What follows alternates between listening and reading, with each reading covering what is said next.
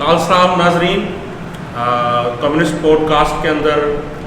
تمام دیکھنے والوں کو خوش آمدید۔ ناظرین، اگر ہم اپنے ارد گرد جو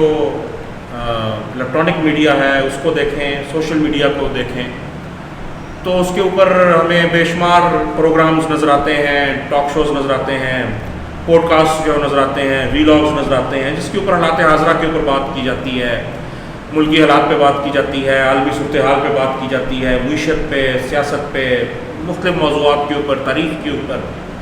لیکن ان تمام جو پروگرامز ہیں یا پوڈ کاسٹس ہیں یا جو ٹاک شوز ہیں، ان سب کے اندر ایک مسئلہ کامن ہے، ایک مسئلہ مشترکہ ہے، اور وہ مسئلہ یہ ہے کہ ان تمام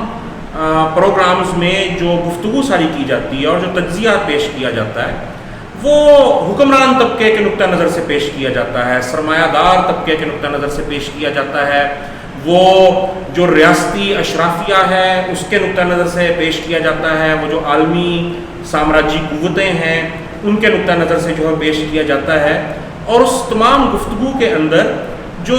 محنت کش طبقہ ہے، جو کسان ہے، جو کہ ہمارا ایک سفید پوش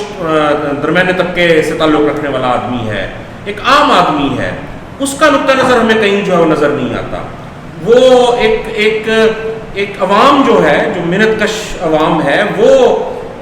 سیاست کے اوپر کیا رائے رکھتی ہے، معیشت کے اوپر کیا رائے رکھتی ہے، تاریخ کے اوپر کیا رائے رکھتی ہے، یہ جو پوری دنیا کے اندر اتھل پتھل جو ہے وہ چل رہی ہے وہ اس کو کیسے متاثر کر رہی ہے اور اس کے اوپر کیا نقطہ نظر رکھتے ہیں، ان کے دل و دماغ میں اس وقت کیا چل رہا ہے اور آنے والے دنوں میں وہ کیا کرنے کی طرف جو ہے وہ جائیں گے، کیا کرنے کا سوچ رہے ہیں۔ یہ جو ایک طبقاتی نقطہ نظر سے، ایک محنت کش طبقے کے نقطہ نظر سے ہمیں جو ہے وہ تمام سوشل میڈیا یا الیکٹرانک میڈیا میں کسی قسم کا کوئی انالیسس، کوئی تجزیہ نظر نہیں آتا۔ اور یہ کمیونسٹ پوڈ کاسٹ شروع کرنے کا جو سب سے بڑا مقصد ہے وہ ہے ہی یہ کہ ہم جو ہے وہ میڈیا کے سمندر میں ہم محنت کش عوام کا نقطہ نظر جو ہے وہ سامنے لے کر آئیں، محنت کش طبقے کا، مزدور کا، کسان کا، ایک عام نوجوان کا، ایک عام طالب علم کا، ایک عام عورت کا، ہم عوام کا نقطہ نظر سامنے لے کر آئیں کہ وہ اس ساری صورتحال کو کس طرح سے دیکھتے ہیں اور اپنے مسائل کے اوپر کیا رائے رکھتے ہیں، اور اپنے مسائل اور زندگی کو بہتر کرنے کے لیے جو ان کی ایک جد و جہد ہے اس کو وہ کس طرح سے آگے بڑھانا جو ہے وہ چاہتے ہیں۔ تو اسی والے سے آج ہمارا پہلا پوڈ کاسٹ ہے، اور ہم نے سوچا کہ ہم پہلے پوڈ کاسٹ کا آغاز جو ہے وہ فوری طور پہ کسی ملکی سطح کے مسئلے سے یا ایون کے کوئی علاقائی سطح کے مسئلے سے نہیں، بلکہ عالمی صورتحال سے جو وہ کرتے ہیں، دنیا کی صورتحال سے جو کرتے ہیں کہ دنیا کے اندر جو اتنا ایک ہلچل جو ہے وہ مچی ہوئی ہے، غزہ کے اوپر اسرائیل کی بربریت ہے، روس یوکرائن جنگ ابھی تک جو ہے وہ چل رہی ہے، اور ٹیرفس لگ رہے ہیں پوری دنیا میں، امریکہ ٹیرفس جو ہے وہ لگا رہا ہے پوری دنیا کی جو ہے وہ پروڈکٹس کے جو ہے اوپر، اور ایک تجارتی جنگ جو ہے اس سے چھڑ چکی ہے، اسٹاک مارکیٹس جو ہے وہ کریش جو ہے وہ کر رہی ہیں، پرانے اتحاد ٹوٹ رہے ہیں، نئے اتحاد جو ہے وہ بن رہے ہیں، دوست دشمن بن رہے ہیں، دشمن دوست جو بن رہے ہیں، اور ایک ہمیں ہلچل نظر آتی ہے عالمی سطح پہ، ایک اتھل پتھل جو ہے وہ نظر آتی ہے، ایک انتشار کسی کیفیت جو ہے وہ نظر آتی ہے۔ تو ہم نے سوچا کہ پہلا پوڈ کاسٹ جو ہے وہ اسی ساری صورتحال کے اوپر جو وہ کرتے ہیں، اور اس ساری صورتحال کے اوپر مارکسی نقطہ نظر سے، کمیونسٹ نقطہ نظر سے بات کرنے کے لیے جو ہے آج میرے ساتھ جو ہے موجود ہیں کامریڈ آدم پال صاحب۔ کیسے ہیں آپ؟ خیریت سے ہیں؟ اور پاکستان کے اندر جو ہے وہ آدم پال کا نام کسی تعارف کا محتاج نہیں ہے، اور 2 دہائیوں سے زائد کی جو ہے وہ ایک لمبی جد و جہد ہے آدم پال کی، طلبہ تحریک کے حوالے سے اپنی نوجوانی میں، اور اس کے بعد پھر جو ہے وہ مزدور تحریک کے حوالے سے عوام کی کوئی بھی جد و جہد ہو، چاہے وہ آئی پی پیز کا مسئلہ ہو، نجکاری کے خلاف جد و جہد ہو، کسی فیکٹری کے اندر مزدوروں کی تنخواہیں بڑھانے کی جو جد و جہد ہو، پچھلے 20 سال میں آپ کو جو ہے وہ ہر جگہ جو ہے وہ آدم پال جو ہے وہ نظر آئے گا۔ ایک ایسا مارکسسٹ انٹلیکچوئل، ایک ایسا مارکسسٹ مصنف لکھاری، ایک ایسا مارکسسٹ سوچنے والا جو کہ زمین کے اوپر عملی جدوجہد کے ساتھ جو ہے وہ جڑا ہوا ہے، جو کہ عملی طور پہ ایک انقلابی کمیونسٹ پارٹی کی تعمیر کے عمل کا جو ہے وہ روح رواں جو ہے وہ ہے. اور بہت ساری جو ہے وہ کتابوں کے جو ہے وہ پال صاحب مصنف بھی ہیں، جس میں خاص طور پہ سی پیک کے حوالے سے کہ کس طرح ایک سامراجی شکنجہ ہے پاکستان کے لیے، ایک بڑی زبردست جو ہے وہ کتاب پال صاحب نے جو ہے وہ لکھی تھی. اور اس کے علاوہ انگنت جو ہے وہ آرٹیکلز ہیں، تناظر کی دستاویزات ہیں بے شمار، اور جو ہے وہ تصانیف ہیں جو ہے وہ کامریڈ کی. تو بڑا گہرا جو ہے وہ ایک تجزیہ اور نقطہ نظر جو ہے وہ مارکسسٹ پوائنٹ آف ویو سے رکھتے ہیں عالمی صورتحال کے اوپر. تو اس وجہ سے خاص طور پہ میں نے پال صاحب سے ریکویسٹ کی کہ آج پہلے جو ہمارا پوڈ کاسٹ ہے اس میں آپ آئیں تاکہ ہم ان کے ساتھ سوالات ان سے جو ہے وہ رکھ سکیں اور جان سکیں کہ اس وقت جو ہے وہ دنیا میں جو ہے وہ کیا چل رہا ہے. تو پال صاحب کیا چل رہا ہے اس وقت جو ہے وہ دنیا کے اندر؟ یہ آپ دیکھیں کہ ہر جگہ اب تو آپ CNN اٹھا کے دیکھیں، BBC اٹھا کے دیکھیں، پاکستان میں ڈان اخبار اٹھا کے دیکھیں، تو یہ جو سرمایہ داروں کے سارے ماؤتھ پیس ہیں، یہاں تک بھی ڈسکشن شروع ہو گئی ہے کہ پرانی دنیا ختم ہو گئی، نیا پتہ نہیں کیا ہونے جا رہا ہے، پرانا ورلڈ آرڈر ختم ہو گیا، کچھ سمجھ نہیں آ رہی کیا ہو گیا، نیٹو کے اندر دراڑیں پڑ گئیں، یورپین یونین پتہ نہیں اس کا کیا مستقبل ہوگا. بلکہ اب تو جو IMF اور ورلڈ بینک جیسے عالمی مالیاتی ادارے ہیں جن کے سر کے اوپر US امپیریلزم نے راج کیا پچھلے 70 سال، ان کے مستقبل کے اوپر جو ہے وہ سوالات آ رہے ہیں، UN کے مستقبل کے اوپر سوالات آ رہے ہیں. تو یہ کیا ہو رہا ہے سر؟ بہت شکریہ ڈاکٹر صاحب آپ کا بھی، اور کمیونسٹ پوڈ کاسٹ شروع کرنے کے حوالے سے میں یقیناً سمجھتا ہوں کہ بہت اہم فیصلہ ہے اور اچھا اقدام ہے تاکہ لوگوں تک ایک کمیونسٹ نقطہ نظر جائے، ایک کمیونسٹ تجزیہ جائے، اور جو ایک ہی طرح کا جو وہ ڈسکشن ہر جگہ کے اوپر سن رہے ہیں اس کی بجائے جو حقیقی نظریہ ہے، حقیقی مسائل ہیں، اس کی نشاندہی ہو. اور جو دنیا کی آپ بات کر رہے ہیں تو میں سمجھتا ہوں کہ ہم ایک تاریخ کے بڑے ہی اہم دور سے گزر رہے ہیں، اور اس کے حوالے سے ہم خوش قسمت بھی کہا جا سکتا ہے یا بدقسمت بھی ہے کہ ایک پوری دنیا ختم ہو رہی ہے. خوش قسمت زیادہ ہے، بدقسمت زیادہ ہے. اگر تو آپ کمیونسٹ ہیں، آپ انقلابی ہیں اور اس انقلاب کی جدوجہد کے حوالے سے اس دنیا کو بہتر بنانا چاہتے ہیں تو آپ خوش قسمت ہیں. لیکن اگر آپ سرمایہ دار طبقے کے نمائندے ہیں، ان کی گماشتگی کرتے رہے ہیں اور مفاد پرستی کرتے رہے ہیں تو آپ یقیناً بہت بدقسمت ہیں، کیونکہ یہ سرمایہ دار نظام کا زوال کا ایک عہد جس کے اندر ہم گزر رہے ہیں. اور پوری دنیا کی جو ایک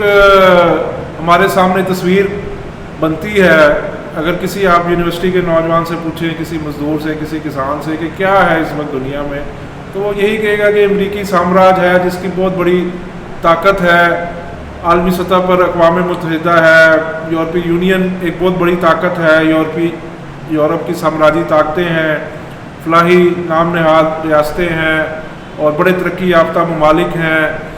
اور دنیا پہ ان کی اجارہ داری ہے، بینکوں کا کنٹرول ہے، ملٹی نیشنل کمپنیاں ہیں،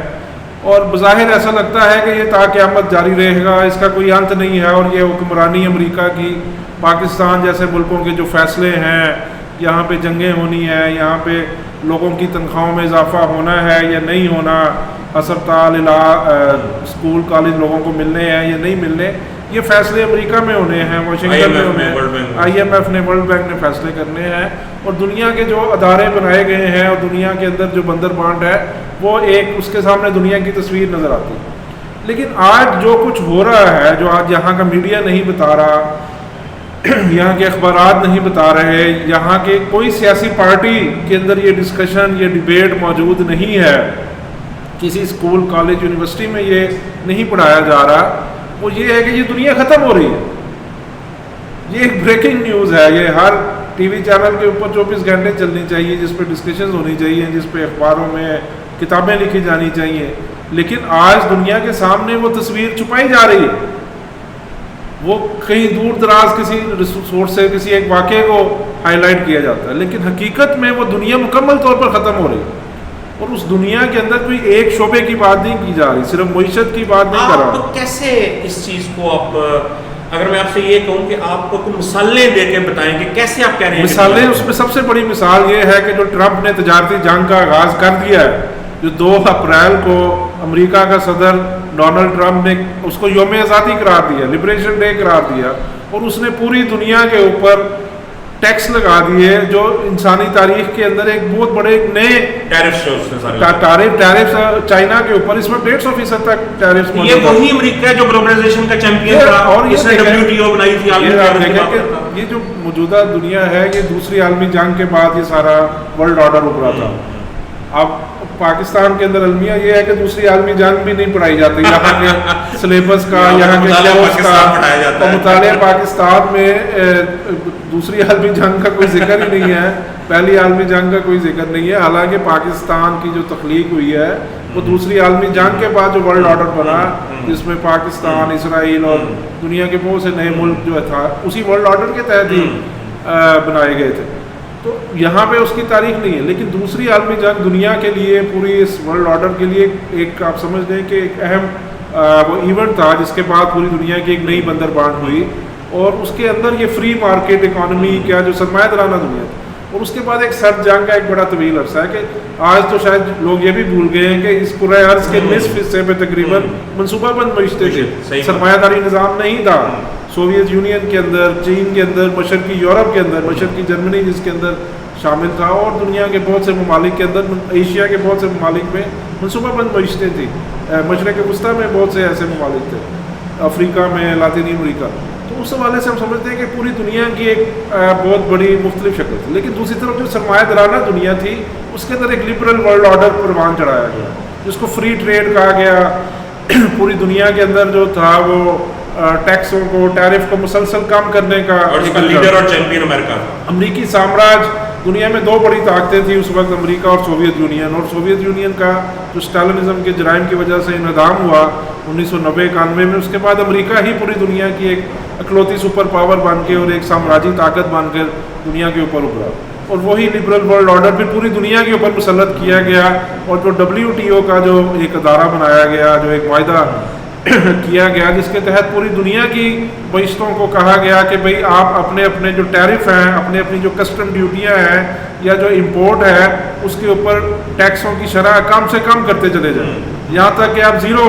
کر دیں, تاکہ پوری دنیا میں ایک آزاد تجارت کا فروغ ہو, اور پوری دنیا کے اندر جو سرمایہ دار ہے اس کو اپنا مصنوعات بیچنے کے اندر کسی قسم کی رکاوٹ کا سامنا نہ کرنا پڑے. بنا کے یورپ میں ایک فری ٹریڈ مارکیٹ جو ہے وہ قائم, یورپی یونین بنانے کا بھی بنیادی مقصد نیفٹا کے ذریعے امریکہ, میکسیکو اور کینیڈا کا جو ہے فری ٹریڈ ایگریمنٹ جو ہے ہوا. جی, جو فری ٹریڈ ایگریمنٹس تھے یہ دنیا کے اندر بہت زیادہ, جس میں یورپی یونین کی آپ نے مثال دی, شمالی امریکہ میں کینیڈا اور میکسیکو کے ساتھ. لیکن پوری دنیا کے اندر یہ فری ٹریڈ کو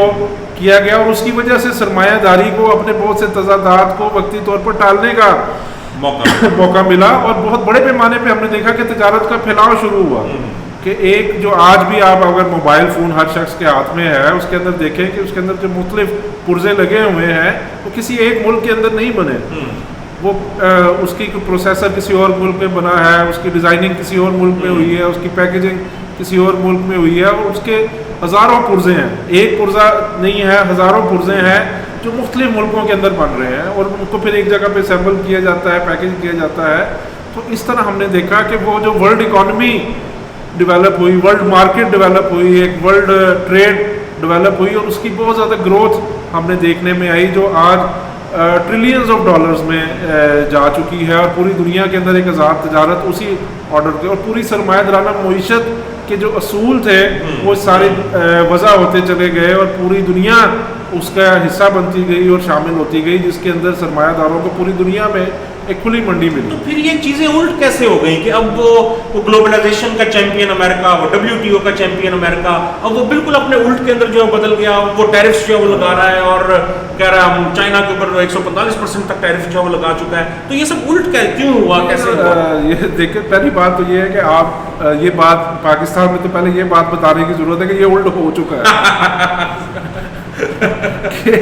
یہاں پہ تو آپ تو سوال کر, اس کا بھی بالکل بڑی اہم سوال ہے, اور بنیادی آپ اس کی جڑ تک جا رہا ہے آپ کا یہ سوال کہ یہ ہوا کیوں ہے. لیکن پہلی بات تو یہ کہ یہ الٹ ہو گیا ہے. پہلی بات تو یہ کہ وہ جو آزاد تجارت اور وہ امپورٹ اور وہ سارا جو تھا وہ ختم ہوا. اور یہ بات ہم سمجھتے ہیں کہ یہاں پہ کمیونزم کے نظریے کی اور کمیونزم کی ایک سچائی ہمیں سامنے آتی ہے کہ کمیونسٹ مینیفیسٹو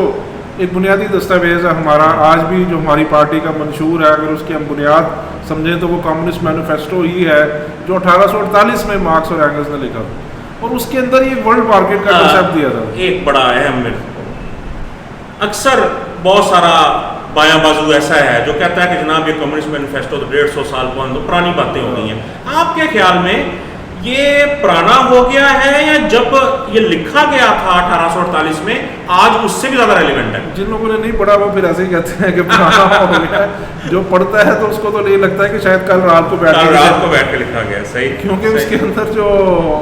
صرف اگر تھوڑی بہت وہ فیکٹس چینج کریں، جو اس کی بنیادی ایسنس ہے، جو اس نے عالمی معیشت کے حوالے سے، سرمایہ داری کے حوالے سے جو بنیادی نکات اٹھائے ہیں، وہ آج زیادہ کھل کر واضح ہو گئے۔ صحیح بات، کیونکہ اس کے اندر پہلی دفعہ کمیونسٹ مینیفیسٹو آپ دیکھیں کہ 150 سال سے بھی پہلے عرصے لکھا گیا اور بتایا گیا کہ اس وقت دنیا جو ہے وہ ایک ورلڈ اکانومی بن چکی ہے۔ ورلڈ اکانومی کیا ہے؟ عالمی معیشت کیا ہے؟ عالمی معیشت یہ نہیں ہے کہ مختلف ملکوں کی معیشتوں کو آپ جمع کر دیں گے، سم کر دیں گے تو وہ عالمی معیشت بن جائے گی، کہ چائنا کی معیشت، امریکہ کی معیشت، برطانیہ کی، پاکستان کی، روس کی، یہ ساری معیشتیں ملا دیں گے تو ورلڈ اکانومی بن جائے گی۔ ایسا نہیں ہے، اور مارکس اینگلز نے اس کے الٹ بات کی، اس نے کہا کہ یہ ایک ہی اکانومی ہے، ایک ہی اکائی ہے، ایک اکائی ہے، ایک ہی اکانومی ہے، اور وہ ورلڈ اکانومی ہے، اور اس کی بنیاد سرمایہ دارانہ نظام ہے۔ اور وہ جو سرمایہ دارانہ نظام ہے وہ خود جو قومی ریاست ہے اس کی حدود کو پھاڑ کر باہر نکل رہی ہے، اور جو وہ قومی ریاست کی حدود ہیں اس کو وہ ارریلیونٹ کرتی جا رہی ہے، اور وہ منڈیوں کی تلاش میں سرمایہ دار کی مجبوری بن جاتی ہے کہ وہ نئے علاقوں کی طرف جائے، نئے ملکوں کی طرف جائے، اور وہ ایک پھیلاؤ جو ہے وہ منڈی کا کرتے کرتے وہ ایک ورلڈ اکانومی بن چکی ہے۔ اور اسی کے ساتھ ساتھ پھر ایک ورلڈ پالیٹکس ہے، اور پھر ایک ورلڈ کلچر ہے، ورلڈ لٹریچر کی بات اس کے اندر انہوں نے کی ہوئی ہے، اور پھر اس کا حل بھی دیا ہے۔ انہوں نے کہا جی پھر دنیا بھر کے محنت کے جو ایک ہو جاؤ، workers of the world unite کا نعرہ اس کے اندر موجود ہے، کہ پوری دنیا کے مزدور اکٹھے ہو کر سرمایہ دارانہ نظام کے خلاف وہ جو ایک معیشت ہے جس کا کنٹرول سرمایہ داروں کے پاس ہے، حکمران طبقے کے پاس ہے، اس کو ختم کرنے کے لیے اور اس کو جگہ لینے کے لیے پھر ایک پوری دنیا کے مزدوروں کو اکٹھا ہو کر ایک طبقاتی لڑائی لڑتے ہوئے وہ جنگ کا فیصلہ کرنا۔ یعنی کہ آپ یہ کہہ رہے ہیں کہ آج بھی اگر کسی نے سرمایہ دارانہ نظام کو سمجھنا ہے، اس کے تضادات کو سمجھنا ہے، دنیا میں کیا ہو رہا ہے یہ سمجھنا ہے، اور آگے کیا ہوگا اس کا تناظر بنانا ہے اور اس کے خلاف جدوجہد کرنی ہے، اس کو تبدیل جو ہے وہ کرنا ہے، تو آج بھی اس کے لیے جو بنیادی دستاویز ہے وہ Communist Manifesto, Das Kapital, Lenin کی سامراج، imperialism, high stage of capitalism, یہی بالکل بالکل۔ اور جو لوگ یہ کہتے ہیں پرانے وہ پڑھتے ہی نہیں ہیں یا ان کو سمجھ نہیں آتی۔ آج کل ٹک ٹاک کا زمانہ ہے نا بال صاحب، جو کتابیں لوگ کم پڑھتے ہیں، ٹک ٹاک کے اوپر بھی مینیفیسٹو بہرحال اس کو ڈسکس کیا جا سکتا ہے، ڈیبیٹ کیا جا سکتا ہے۔ اچھا، coming back to the point, امریکہ کیوں گلوبلائزیشن کے چیمپئن سے دیکھیں کہ ایک نیا رجحان ہوا ہے، ایک دنیا اب جو رجحان ہے، اب جو ہم ڈسکشن کر رہے ہیں کہ دنیا جو بدل گئی ہے، دنیا تبدیل ہو گئی ہے، اور وہ جو پرانی دنیا تھی وہ ختم ہو رہی ہے، تو اس میں وہ جو فری ٹریڈ والی دنیا تھی کہ کسٹمز ختم ہے، دنیا میں جہاں سے مرضی امپورٹ ہے، اور اس کے اندر پھر چائنا نے ایک بہت بڑی اجارہ داری پچھلے عرصے میں بنا لی کہ ساری دنیا میں ایکسپورٹ کرتا چلا جا رہا ہے۔ چاہے پاکستان میں بھی آپ دیکھیں تو یہاں کی جو انڈسٹری کے بند ہونے کی اور بھی بہت سی وجوہات ہیں، لیکن ایک وجہ یہ بھی ہے کہ چائنا سے جو سستا مال آ رہا ہے، پاکستان کا سرمایہ دار، پاکستان کا حکمران اس کا مقابلہ نہیں کر سکے۔ اور یہی کچھ پھر امریکہ کے ساتھ بھی ہوا کہ امریکہ میں اس وقت جو ہے چائنا کی ایکسپورٹس بہت زیادہ بڑی ہیں، یورپ کے اندر، پوری دنیا میں جو اس وقت دنیا کا سب سے بڑا ایکسپورٹ کرنے والا ملک چائنا ہے، اور وہ اس کی ایک بہت بڑی جو ہے وہ اکانومی بن گئی، دنیا کی اس وقت دوسری بڑی معیشت بھی چائنا ہے۔ تو وہ جو سارا ایک فری ٹریڈ جنہوں نے بنائی تھی، وہ امریکہ کی حاکمیت کے لیے بنائی تھی، وہ یورپی یونین کی حاکمیت کے لیے بنائی تھی، لیکن ہوا اس کا نتیجہ یہ نکلا ہے کہ وہ سستی لیبر کی تلاش میں امریکی کمپنیوں نے ہی چین میں سرمایہ کاری کی۔ یہ بہت امپورٹنٹ پوائنٹ ہے، چین میں ہی سرمایہ کاری کی، وہ امریکی کمپنیاں ہی وہاں پہ ایپل ہے، ٹیسلا ہے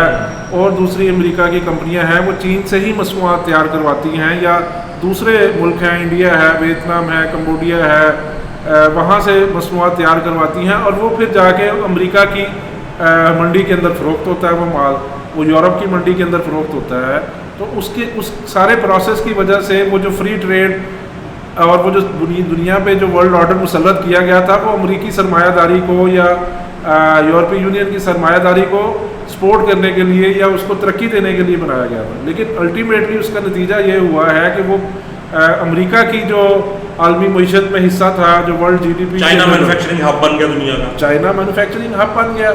اور اس کی وجہ سے اب ان کو لگ رہا ہے کہ یہ جو پالیسیاں ہیں یہ ہمارے خلاف ہوگی, اس لیے اب وہ پورا ورلڈ آرڈر ہی, امریکہ کو ٹینشن ہے کہ ساری ان کا حکمرانوں کے ساری کی ساری فیکٹریاں تو ادھر چلی گئی, ساری جو پروڈکشن ہے مینوفیکچرنگ ہے وہ تو ادھر چلی گئی. کیونکہ اب دیکھیں نا اب اس کو کوئی اس پروڈکشن کو جو واپس لانا چاہ رہے ہیں, ہاں بالکل, جو ٹرمپ بالکل یہ آپ نے بالکل درست بات کی ہے کہ جو ٹرمپ کی ساری الیکشن کمپین تھی, جو ٹرمپ نے سارا جو اس کا رائز ہوا ہے امریکہ کی سیاست کے اندر, وہ اسی بنیاد پر ہوا ہے کہ ٹرمپ نے بہت بڑے پیمانے کے اوپر وہاں کے جو بنیادی مسائل تھے, پہلی بات تو یہ کہ اس کی نشاندہی کی. یہ بات ہمیں ماننی پڑے گی کہ ٹرمپ کی اس وقت بہت بڑی حمایت امریکی سماج میں موجود ہے, اور وہ تاریخ میں سب سے زیادہ ووٹ لے کر صدر بننے والا جو ہے وہ شخص ہے. اور پہلی دفعہ آج سے کوئی 200 سال پہلے شاید وہ ایک حادثاتی طور پر ہوا تھا, ورنہ تاریخ میں ایسے نہیں ہوا کہ ایک شخص جو ہے وہ صدارت سے باہر ہو جائے اور پھر دوبارہ نان کنزیکٹیو سیکنڈ ٹرم کے طور پر آئے پریزیڈنٹ. تو یہ اس کی وجہ یہ ہے کہ اس نے ایک تو یہ ہے کہ درست جو مسائل تھے ان کی نشاندہی کی. اس نے کہا کہ امریکہ میں غربت ہے, امریکہ میں مہنگائی ہے, امریکہ میں بے روزگاری ہے, لیکن جو اس کا حل پیش کر رہا ہے وہ انتہائی غلط ہے اور وہ در حقیقت عوام دشمن ہے. لیکن بظاہر وہ یہ نعرے کر رہا ہے کہ میں امریکہ میں جو بے روزگاری ہے, ووٹ لینے کے لیے اس نے عوام کے مسائل کی بات کی. ہاں, کیونکہ ٹرمپ جیسے شخص ہے وہ خود بلینئر ہے, سرمایہ دار ہے, اور اسی سرمایہ دار طبقے کا ہی ایک حصہ ہے, لیکن اپنی سیاست کی مقبولیت کے لیے وہ ایک دھوکے باز ہے, ایک مکار شخص ہے, ایک عیار شخص ہے, اور وہ لوگوں کے مسائل کی نشاندہی تو درست کر رہا ہے, لیکن اس کا جو حل ہے وہ پھر اپنے طبقے کی مفادات کو مد نظر رکھتے ہوئے بنا رہا ہے. اور اس میں وہ یہ کہہ رہا ہے کہ امریکہ کے اندر جو ہے ہم دوبارہ انڈسٹری کو, مینوفیکچرنگ کو واپس لے کے آئیں گے. وہ جو انڈسٹری سستی لیبر کی تلاش میں چین گئی ہے, ویتنام گئی ہے, انڈیا گئی ہے, باقی جگہوں پہ اس کو ہم واپس لے کے آئیں گے, اور وہ پوری دنیا کے سرمایہ داروں کو یا کمپنیوں کو مجبور کر رہا ہے کہ وہ اپنی انویسٹمنٹ امریکہ کے اندر لے کے آئے. اور اس کے لیے جو اس نے اقدام اٹھایا ہے, اس نے پہلی جو صدارت کے دوران ہی یہ پروسیس شروع کر دیا تھا, لیکن اس سے پہلے اوباما بھی, اور عمومی پروسیس یہ تھا. لیکن ٹرمپ جو بائیڈن نے بھی بہت سارے ٹیرف جو ٹرمپ پہلے لگا کے گیا تھا وہ کنٹینیو کیے, بلکہ چین پہ زیادہ ٹیرف, ٹرمپ سے زیادہ ٹیرف بائیڈن نے لگائے. عمومی رجحان یہی ہے, لیکن ٹرمپ کا مسئلہ یہ ہے کہ وہ چاہتا ہے کہ وہ کام جو 10 سالوں میں ہونا ہے وہ 10 دنوں کے اندر ہو جائے. وہ ذرا جلدی کے اندر ہے, وہ بوڑھا بھی ہو گیا ذرا,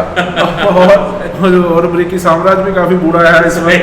اور بوڑھے بندے کو وہ ذرا تیزی کے ساتھ چلنے کے لیے کہہ رہا ہے, تو اس لیے مسائل بن رہے ہیں. لیکن جو ہمیں لگتا ہے کہ ایسا ممکن نہیں ہے. یہ ایسے ہی ہے کہ آپ نے بوتل سے جن باہر نکل گیا ہے, اور اب جن کو آپ نے واپس بوتل میں بند کرنا ہے. کہ جو تجارت کا اس وقت حجم ہے جو ٹریلینز آف ڈالرز پہ پھیلی ہوئی ہے, اور جس میں ایک پرزہ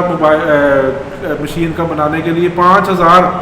سپلائر. پال صاحب آپ نے پہلے بھی یہ بات کی, میں اسی کے اوپر جو ہے کچھ اور آپ سے سوال رکھنا چاہوں گا کہ آپ کو ہسٹری کے آپ اسکالر ہیں, آپ کو ڈیفینیٹلی آپ کا میں پہلے بھی آپ کی گفتگو جو سن چکا ہوں 1920-30 کا جو اکنامک جو کرائسس تھا, اور اس کرائسس کے ہونے کے اندر ایک بڑا اہم رول یہی پروٹیکشنزم اور ٹیرفس اور ٹریڈ وار کا تھا. مگر اس دور میں اس طرح سپلائی چینز گلوبلی نہیں بکھری ہوئی تھی. ایک جرمن کمپنی کی چیز ہے, وہ زیادہ تر وہ اس کے کمپوننٹس جرمنی میں ہی بنتے تھے. برٹش کمپنی کی چیزیں زیادہ تر کمپوننٹس کو را مٹیریل ادھر سے آ گیا, زیادہ تر کمپوننٹس برٹن کے اندر ہی جو بنتے تھے. تو اس وقت ٹیرفس کام انہوں نے نہیں کیا. اس وقت ٹیرفس کی وجہ سے وہ جو کرائسس تھا وہ ایک پوری ڈپریشن میں بدل گیا, اور پھر 1929 کا کریش ہو گیا, اور پھر گریٹ ڈپریشن جو شروع ہو گئی. تو آج کے دور میں سن 2025 میں جیسا کہ آپ نے بات کی ہے کہ موبائل فون پوری دنیا کے اندر اس کی سپلائی چین پھیلی ہوئی ہے. اسکرین کہیں سے آ رہی ہے, سافٹ ویئر کہیں سے آ رہا ہے, چپ کہیں سے آ رہی ہے, اسمبلی کہیں پہ ہو رہی ہے. ایک گاڑی بنانے کے اندر پتہ نہیں کتنے ملک جو ہے وہ انوالو ہوں گے, اس کے ہزاروں جو کمپوننٹس ہیں. ان کمپوننٹس نے بار بار ایک ملک سے دوسرے ملک, دوسرے سے تیسرے, پھر واپس پہلے ملک, پھر واپس دوسرے ملک, اس طرح سے جو ہے وہ جانا ہے. تو کیا آج کے دور میں یہ ٹیرف وارز اور یہ ٹریڈ وار یہ چل سکتی ہے؟ اس کا کوئی امریکہ کو فائدہ ہوگا، امریکن بزنس کو، امریکن کارپوریٹ سیکٹر کو، اور اس کے کیا نتائج نکلیں گے دنیا کی اکانومی کے لیے؟ یہ تو بڑا اہم سوال ہے. پہلی بات تو یہ ہے کہ وہ جو ٹیرفس کی آپ نے بات کی ہے اس کا مقصد یہی ہے کہ جو ایک ملکی معیشت ہے اس کو ترقی دی جائے. کہ ایک طرف پہلے پالیسی یہ تھی کہ پوری عالمی معیشت کو ایک دیکھ کے پالیسی بنائی گئی تھی کہ بھئی سستی لیبر جہاں سے مل رہی ہے وہاں پہ سستی لیبر لی جائے، جہاں پہ کوئی پرزہ ایک بن رہا ہے اس کو مزید ڈیولپ ٹیکنالوجی کو کرتے ہوئے اس کو مزید ڈیولپ کیا جائے، اور صرف ریسرچ کو اپنے کنٹرول میں رکھا جائے، یا جو انٹلیکچوئل پراپرٹی رائٹس ہیں وہ سرمایہ دار اپنے قبضے میں رکھے اور اس سے منافع ایڈوانس ٹیکنالوجی سے جس طرح کمایا جا رہا تھا. تو وہ اس سارے پروسیس میں جہاں پہ سرمایہ داری بہت سے اپنے تضادات کو ٹال رہی تھی، وہاں پہ پوری دنیا کے اندر ایک معیشت کا پھیلاؤ بھی اور ایک حجم موجود تھا. لیکن اب وہ جو آپ کی بات ہے کہ ایک ملک کی معیشت میں اس کو سمیٹنے کی بات کی جا رہی ہے کہ امریکی سامراج کی یہ پالیسی ہے یا ٹرمپ کی یہ پالیسی ہے کہ وہ پورا کا پورا موبائل فون کے تمام پرزہ جات اور تمام چیزیں امریکہ کے اندر ہی مینوفیکچر کی جائیں اور وہاں سے پھر پوری دنیا میں. وہ تو بڑا مہنگا نہیں بنے گا پھر. ہاں، اور اس کا پہلی بات تو یہ ہے کہ وہ کیا وہ بن سکتا ہے. صحیح. پہلی بات یہ ہے کہ وہ بن ہی نہیں سکتا، کیونکہ ہر جو ایک چھوٹا سا پرزہ اگر کوئی کمپنی بنا رہی ہے تو اس نے اتنی زیادہ ٹیکنالوجی کے اندر ایڈوانسمنٹ کر لی ہے کہ اس کا مقابلہ کرنے کے لیے اگر کوئی فرانس کی کمپنی ہے یا برطانیہ کی یا اگر چائنا نے بہت زیادہ ترقی کی ہے تو وہ ایک چھوٹا سا پرزہ بنانے کے لیے اس کمپنی کو پتہ نہیں کتنے 10 سے 20 سال کی ریسرچ اور ڈیولپمنٹ شاید چاہیے ہوگی کہ وہ پرزہ بنایا جا سکے. جس طرح میں ایک مثال، جس طرح آج دنیا میں سب سے جو ایڈوانس جو چپ مینوفیکچرنگ ہے اس میں ASML کا نام ہے جو ڈچ کمپنی ہے، وہ 5000 ٹیئر 1 پرزوں کے ساتھ مل کر وہ ایک مشین بنتی ہے. وہ 200 سے 300 ملین ڈالر کی مشین ہے جو دنیا کی ایڈوانس ترین چپس کمپیوٹر چپس بناتی ہے، جس میں بہت ہی باریک سطح کے اوپر جا کر وہ کام کیا جاتا ہے، جہاں پہ بالکل چھوٹی سی چپ کے اندر ہزاروں. یہ وہی مشین ہے نا جو امریکہ نے پابندی لگائی تھی کہ یہ ڈچ کمپنی چائنا کو نہ بیچے، اس کو ریسٹرکٹ کیا تھا. بالکل. اور وہ 5000 مختلف کمپنیوں سے پرزے لیتی ہے ٹیئر 1. ٹیئر 2 میں آ جائیں گے یعنی کہ دوسرے درجے پہ کہ وہ کمپنی آگے سے کتنے لوگوں سے پرزے لے رہی ہیں، تو وہ پھر ہزاروں سے بھی آگے بات چلی جاتی ہے. تو یہ ٹیرفس تو اس کا مطلب پھر گلوبل ٹریڈ کو بالکل اس کو برباد کر کے رکھ دیں گے. گلوبل ٹریڈ تو برباد ہوگی. گلوبل اکانومی کی اس وقت جو صورتحال ہے وہ ہے جو ابھی یہاں پاکستان میں نہیں بتایا جا رہا کہ امریکی اسٹاک ایکسچینجیں جس دن یہ ٹرمپ نے فیصلہ کیا ہے، امریکی اسٹاک ایکسچینج اپنے تاریخ کے بدترین بحران سے گزر رہی ہے، جس میں سارے کے سارے جو شیئرز ہیں اس کی قیمتوں میں بہت بڑے پیمانے کے اوپر گراوٹ آئی ہے، اور ایک جس کو بلڈ باتھ کہا جا رہا ہے، جس کو ایک کولیپس کی کیفیت کہا جا رہی ہے، اور پوری نیو یارک اسٹاک ایکسچینج ڈوب گئی اس دن، اور اس کے اندر جو 500 بڑی کمپنیوں کے اسٹاکس تھے وہ گرے ہیں. اور اس میں کہا جا رہا ہے کہ اس سارے فیصلے سے، ٹرمپ کے فیصلے سے ایک ہفتے میں $10 ٹریلین یعنی کہ 10,000 ارب ڈالر کا نقصان ہو چکا ہے. پہلے تو یہ اسٹاک ایکسچینجوں کی صورتحال بتاؤ.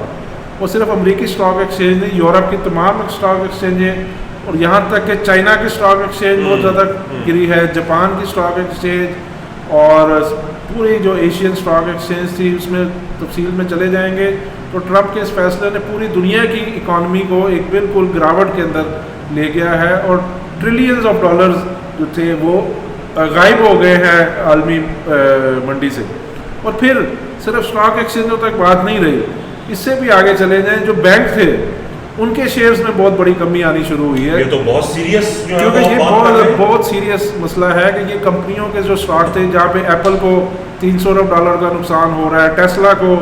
اربوں سینکڑوں ارب ڈالر کا نقصان ہوا، امیزون، بہت سی کمپنیوں کو، وہاں پہ اس سے بھی جو زیادہ اہم بات ہے کیونکہ یہ جو سرمایہ داری نظام ہے اس کے اندر جو بینک ہیں وہ بنیادی ریڑھ کی ہڈی کا کردار ادا کرتے ہیں، جس میں امریکن بینک ہے، سٹی بینک ہے، دنیا کے بڑے بڑے بینک ہیں جو دنیا کی معیشت کو چلاتے ہیں. اسی طرح انویسٹمنٹ بینکس ہیں، اور وہ بہت بڑے پیمانے پہ ان کے شیئرز کے اندر گراوٹ آئی، کسی کے اندر 6%، کسی کے 10%، اور بہت بڑے پیمانے پہ ان کی کرائسس کی کیفیت ہے کہ وہ بینکس جو ہیں وہ دیوالیہ ہو سکتے ہیں. اور اسی کے ساتھ ساتھ معیشت کے اندر ایک ریسیشن کی جو ڈسکشن تھی. پہلے کہا جا رہا تھا کہ 2025 میں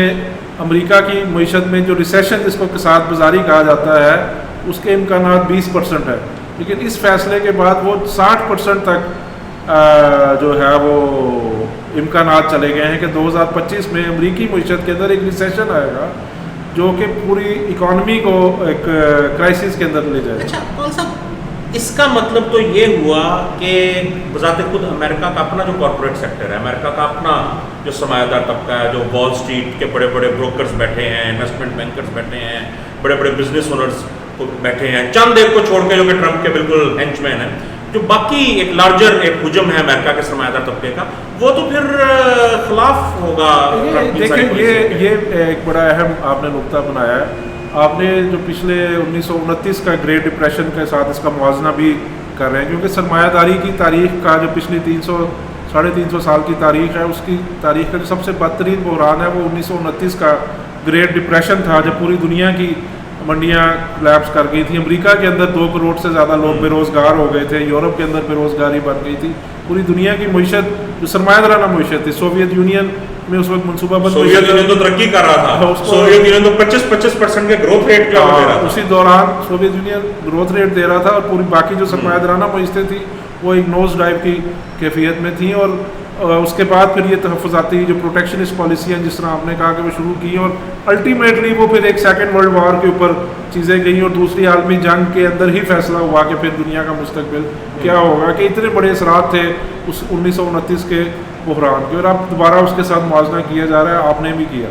اور اس کے بعد جب وہ پروٹیکشنسٹ پالیسیز تھیں کہ بھئی ساری دنیا کو باڑ میں جائے، ہم اپنے ملک کی معیشت کو بہتر کرتے ہیں اور ہر ملک کا سرمایہ دار اپنے منافعوں کے لیے، اپنے جو تحفظ کے لیے پالیسیاں بنوا رہا تھا. اور اس وقت جو پروٹیکشنسٹ پالیسیز تھیں اس کو بنوانے میں بہت بڑی لابنگ کی گئی تھی. سرمایہ دار طبقے، ہر ملک کے سرمایہ دار طبقے نے اپنی حکومتوں کو مجبور کیا ہماری صنعت کو تحفظ دے، جو باہر سے مال آ رہا ہے اس پہ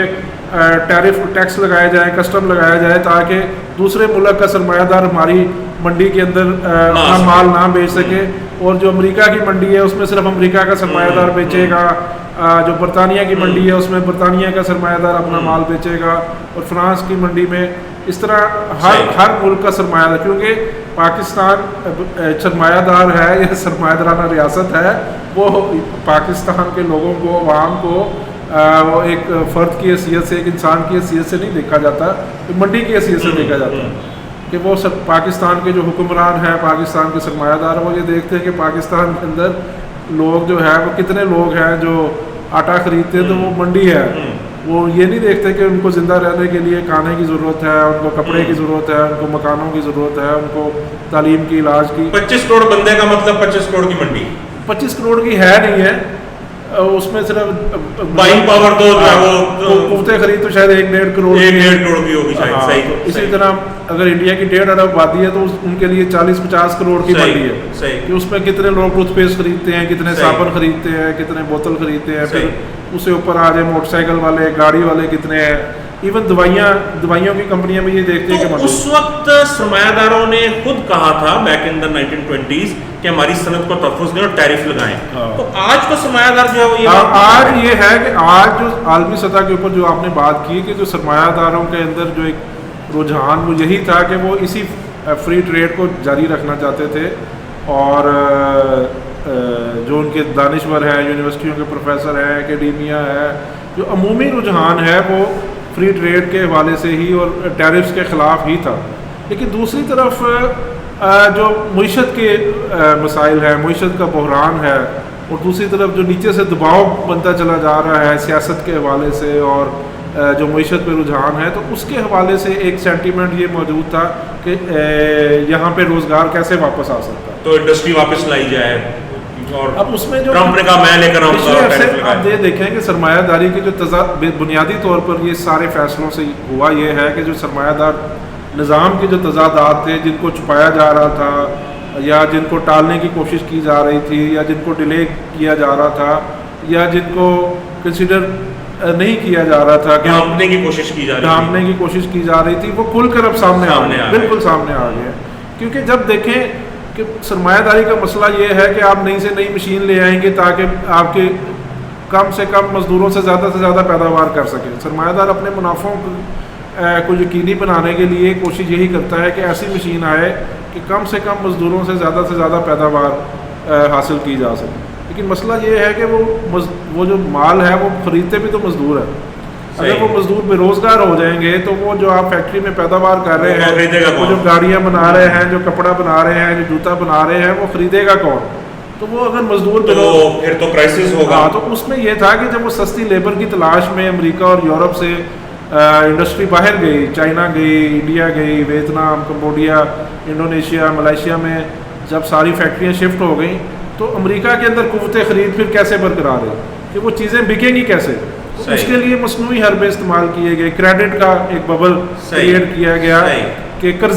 سستے قرضے شروع کیے گئے اور شرح سود کم سے کم کراتے اور اتنی کہیں کہ انسانی تاریخ ہر بندے کی جیب میں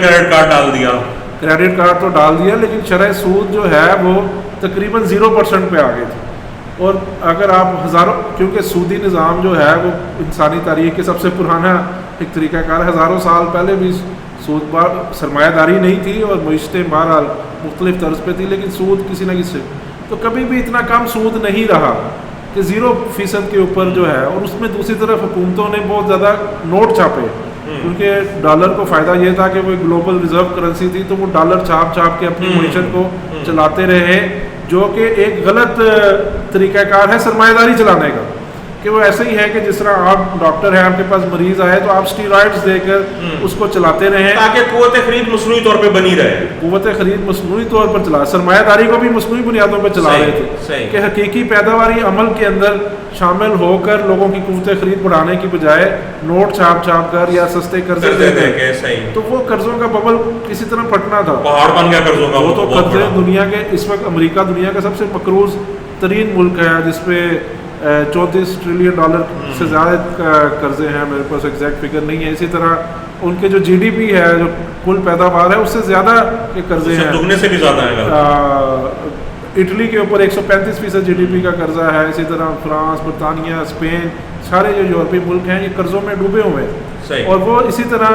نوٹ چھاپ کر بینکوں کو بیل آؤٹ کیا. ہم نے دیکھا کہ 2008 میں ایک بہت بڑا عالمی مالیاتی بحران آیا, مارکیٹس کریش ہوئیں اور اس کے بعد بھی بینکوں کو بیل آؤٹ کیا گیا. حالانکہ ان بینکوں کو سزائیں ملنی چاہیے تھی, ان کو کیپٹل پنشمنٹ ہونی چاہیے تھی. جتنا بڑا انہوں نے بلنڈر کیا تھا, پوری اکانومی کولیپس کر گئی تھی, لیکن اس کی بجائے ان کو سزا دینے کے اور اس کو اپنا جو رستہ ٹھیک کرنے کے, انہوں نے مزید قرضے لیے اور اس کو ببل کو بڑھاتے گئے اور بینکوں کو بیل آؤٹ کیا. اسی طرح کووڈ کے اندر بھی جو ہے بجائے اس کے کہ لوگوں کو روزگار کے مواقع دیے جاتے, وہ پھر بینکوں کو, کمپنیوں کو. یہ جو ایلن مسک ہے جو پروڈکشن ایفیشنسی کا بہت بڑا چیمپئن بن کے اوول آفس کے اندر پی کیپ پہن کے بڑی بڑکے مار رہا ہوتا ہے. میں وہ پچھلے دنوں ہی پڑھ رہا تھا کہ 2008 سے لے کے اب تک ایلن مسک کی کمپنیوں کو جو آفیشیل ریکارڈ کا وہ حصہ ہے $40 ارب کے بیل آؤٹس دیے جا چکے ہیں. صرف اس ایک کی کمپنیوں کو آفیشیل ریکارڈ کے مطابق 2008 سے $40 بلین کے بیل آؤٹ دیے جا چکے ہیں, اور ابھی تو پتہ نہیں کتنے ہو گئے جو آفیشیل ریکارڈ کا حصہ نہیں ہے. وہ دیکھیں نا اس کی دولت جو ہے وہ دن دگنی رات چگنی, $200 ارب سے $500 ارب تک وہ کتنی تیزی سے گیا. صاحب اب معیشت سے تھوڑا جو ہے وہ ہم پولیٹیکل پلین میں آئیں تو سیاست کے اوپر جو ظاہر بات ہے کہ لینن نے کہا تھا کہ سیاست مجتمع شدہ معیشت جو ہے وہ ہوتی ہے, تو پھر سیاست کے اوپر بھی یہی سارا اس چیز کا عکس جو ہے آنا چاہیے. تو اس میں تو کویشچن میں آپ سے سب سے پہلے پوچھنا چاہتا ہوں کہ ٹرمپ نے الیکشن کے اندر ایک بڑی وکٹری جو ہے وہ حاصل کی, اور آپ دیکھیں کہ یورپ کے اندر بھی یہ جو رائٹ ونگ پاپولزم ہے اس کا آپ کو ایک ابھار نظر آتا ہے. آپ کو میرین لیپن جو ہے وہ نیشنل ریلی کی نظر آتی ہے فرانس میں, آپ کو نائجل فراج جو نظر آتا ہے یو کے ریفارم کا, آپ کو جرمنی کے اندر ایسی جو ہے وہ ایک رائٹ ونگ پاپولسٹ پارٹی اچھا خاصا ایک ووٹ بینک میں اپنا اضافہ کرتی ہوئی نظر جو ہے وہ آتی ہے. تو ایک بڑی بات بار بار کی جاتی ہے کہ دیکھیں جی دنیا میں تو رائٹ ونگ چھا گیا ہے, اور دنیا میں تو جناب ہر طرف جو رائٹ ونگ ڈیموگوگز ہیں ان کا قبضہ ہے, تو رائٹ ونگ پاپولزم کا جو ہے وہ ہے قبضہ ہے. دوسری طرف ہم دیکھتے ہیں کہ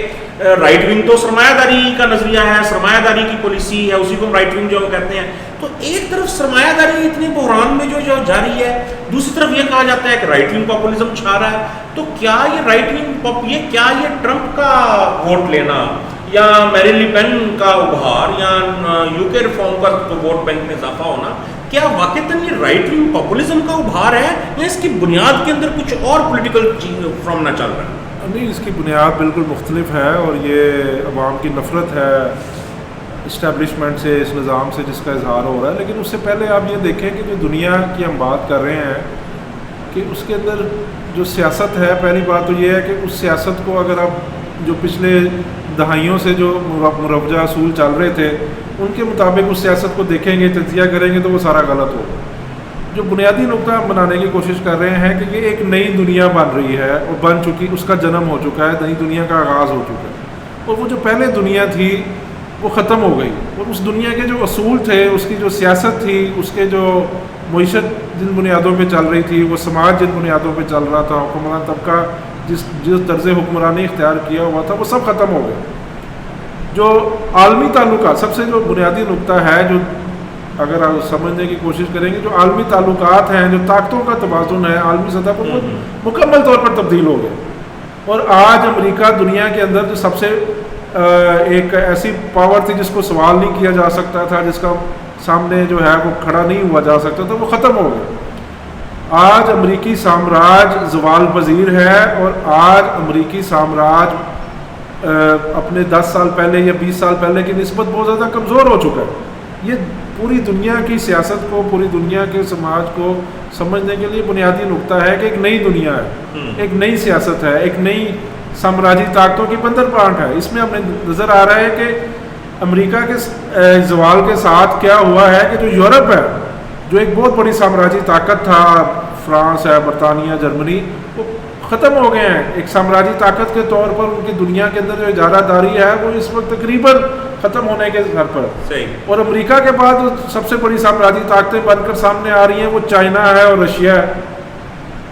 اور ایک نئی دنیا کی طاقتوں کی تقسیم بن رہی ہے. اور اس کے مطابق اگر آپ دنیا کو دیکھیں گے اور اس کے مطابق سیاست کو سمجھنے کی کوشش کریں گے تو پھر آپ کو سیاست کی سمجھ آئے گی. اور جو پچھلے دہائیوں کے اندر سیاسی پارٹیاں تھیں وہ جس طرح چل رہی تھیں, ان کا جو طرز سیاست تھا, جس طرح کے وہ ان کی لیڈرشپ جس طرح کی باتیں کر رہی تھی, اگر وہی باتیں وہ آج کر رہے ہیں تو وہ آج کامیاب نہیں ہو سکتے, یا لوگوں کی حمایت ان کو نہیں مل رہی. اور اس وجہ سے نئے فینومناز ابھر رہے ہیں, نئے عوامل ابھر رہے ہیں کہ جو موجودہ سماج, کیونکہ جو سیاسی پارٹی ہے وہ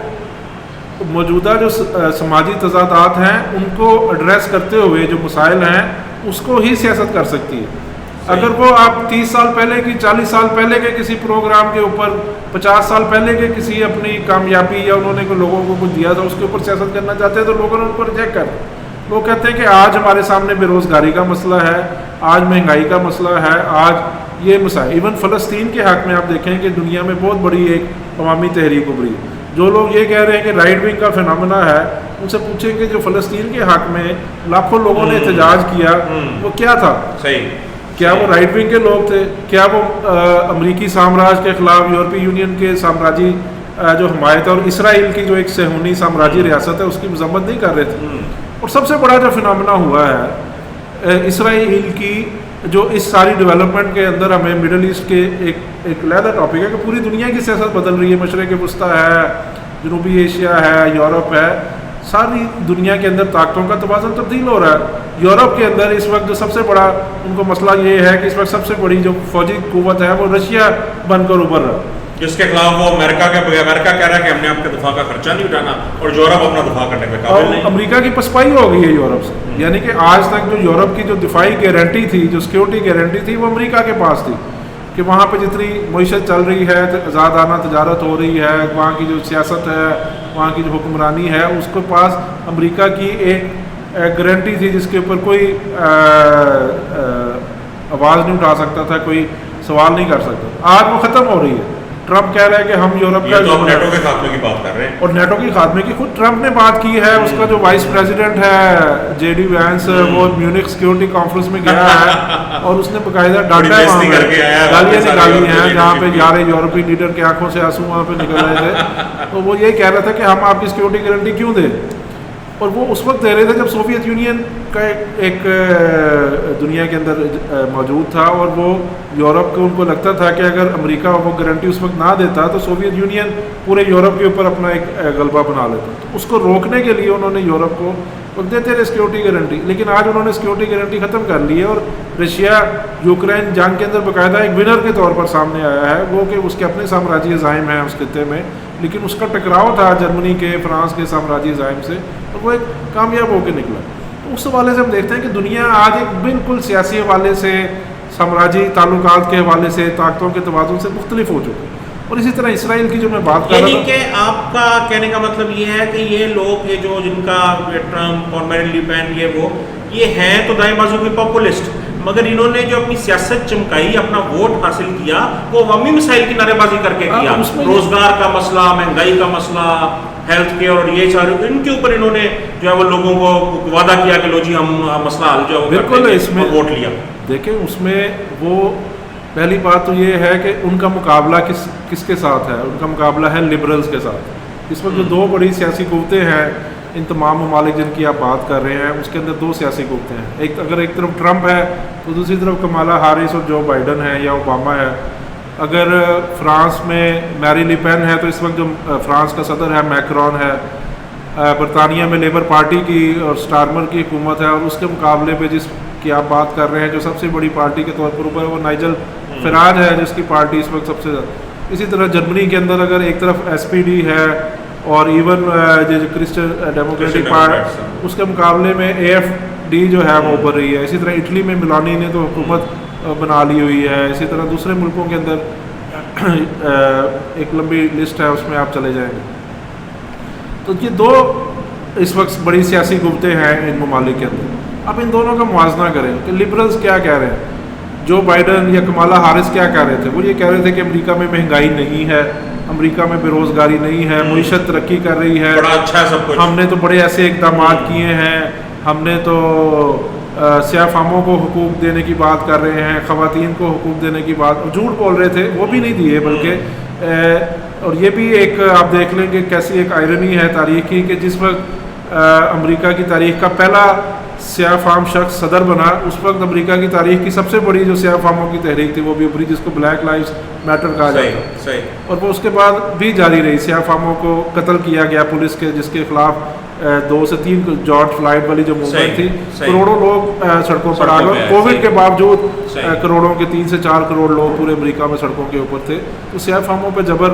بڑھا ہے. اسی طرح خواتین کے جو بنیادی حقوق ہیں اس پہ حملے کیے جو بائیڈن نے، اور دوسرے اس طرح کے جو جس کو ووک کہا جاتا ہے وہ اقدامات کر رہے تھے. لیکن لوگوں نے دیکھا کہ بھائی یہ جھوٹ بول رہے ہیں، مہنگائی تو بڑھ رہی ہے، جو اعداد و شمار کا ڈھیر لگا دیتے ہیں وہ جھوٹ کا پلندہ ہے، اور بے روزگاری بڑھ رہی ہے، اور لوگوں کے جو مسائل ہیں زندگی کے، علاج کے، تعلیم کے، وہ بڑھتے چلے جا رہے ہیں. تو اس کا حل کیا ہے؟ دوسری طرف ٹرمپ آیا جس نے ایک بہت ہی بھونڈے انداز کے اندر غلط حل پیش کیے. اس نے کہا کہ یہاں سے جو اگر امیگرینٹس ہیں یا جو تارکین وطن ہیں ان کو نکال دیا جائے گا تو بے روزگاری کا مسئلہ حل ہو جائے گا. اس نے کہا کہ اگر ہم دنیا کے اوپر ٹیرفس لگا دیں گے تو مسئلہ حل ہو جائے گا. اس طرح کے اس نے اقدامات کی بات کی. لیکن مسئلہ یہ تھا کہ وہ درست نشاندہی کر رہا تھا. وہ یہ کہہ رہا تھا کہ مہنگائی ہے، بے روزگاری ہے یہاں پہ سیاہ فاموں پر. ایون اس نے جنگ، فلسطین کی جنگ ختم کرنے کا اس نے نعرہ دیا، اور اس نے میک شور کیا کہ اس کے حلف اٹھانے سے پہلے ایک جنگ بند. گو کہ وہ اسرائیل کا ہی سپورٹر ہے، بلکہ اس نے اپنے پہلے دور صدارت میں انتہائی ظالمانہ اقدامات کیے، اور امریکی ایمبیسی یروشلم میں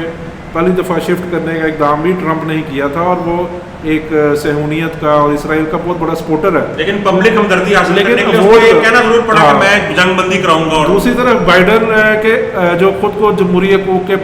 پاسدار کہتے ہیں، پوری دنیا میں انسانی حقوق کے لمبردار بنتے ہیں، اظہار رائے کی آزادی کے بڑے چیمپئن بنتے ہیں، ان کے ہاتھ جو ہے فلسطینیوں کے خون سے رنگے ہوئے ہیں. انہوں نے اسرائیل کی بالکل ایک بلینکٹ سپورٹ کی جس نے ایک جینوسائیڈ جو کہا جاتا جس کو، اور اس کے خلاف امریکہ کے اندر فلسطین کے حق میں بہت بڑے بڑے احتجاج ہوئے. اور یہ بھی ایک میں سمجھتا ہوں کہ ایک جو پرانی دنیا ختم ہو رہی ہے اس کے اندر یہ تھا کہ جو اسرائیل کی ریاست مشرق وسطیٰ میں موجود ہے اس کی بنیادی حمایت جو تھی وہ یورپ اور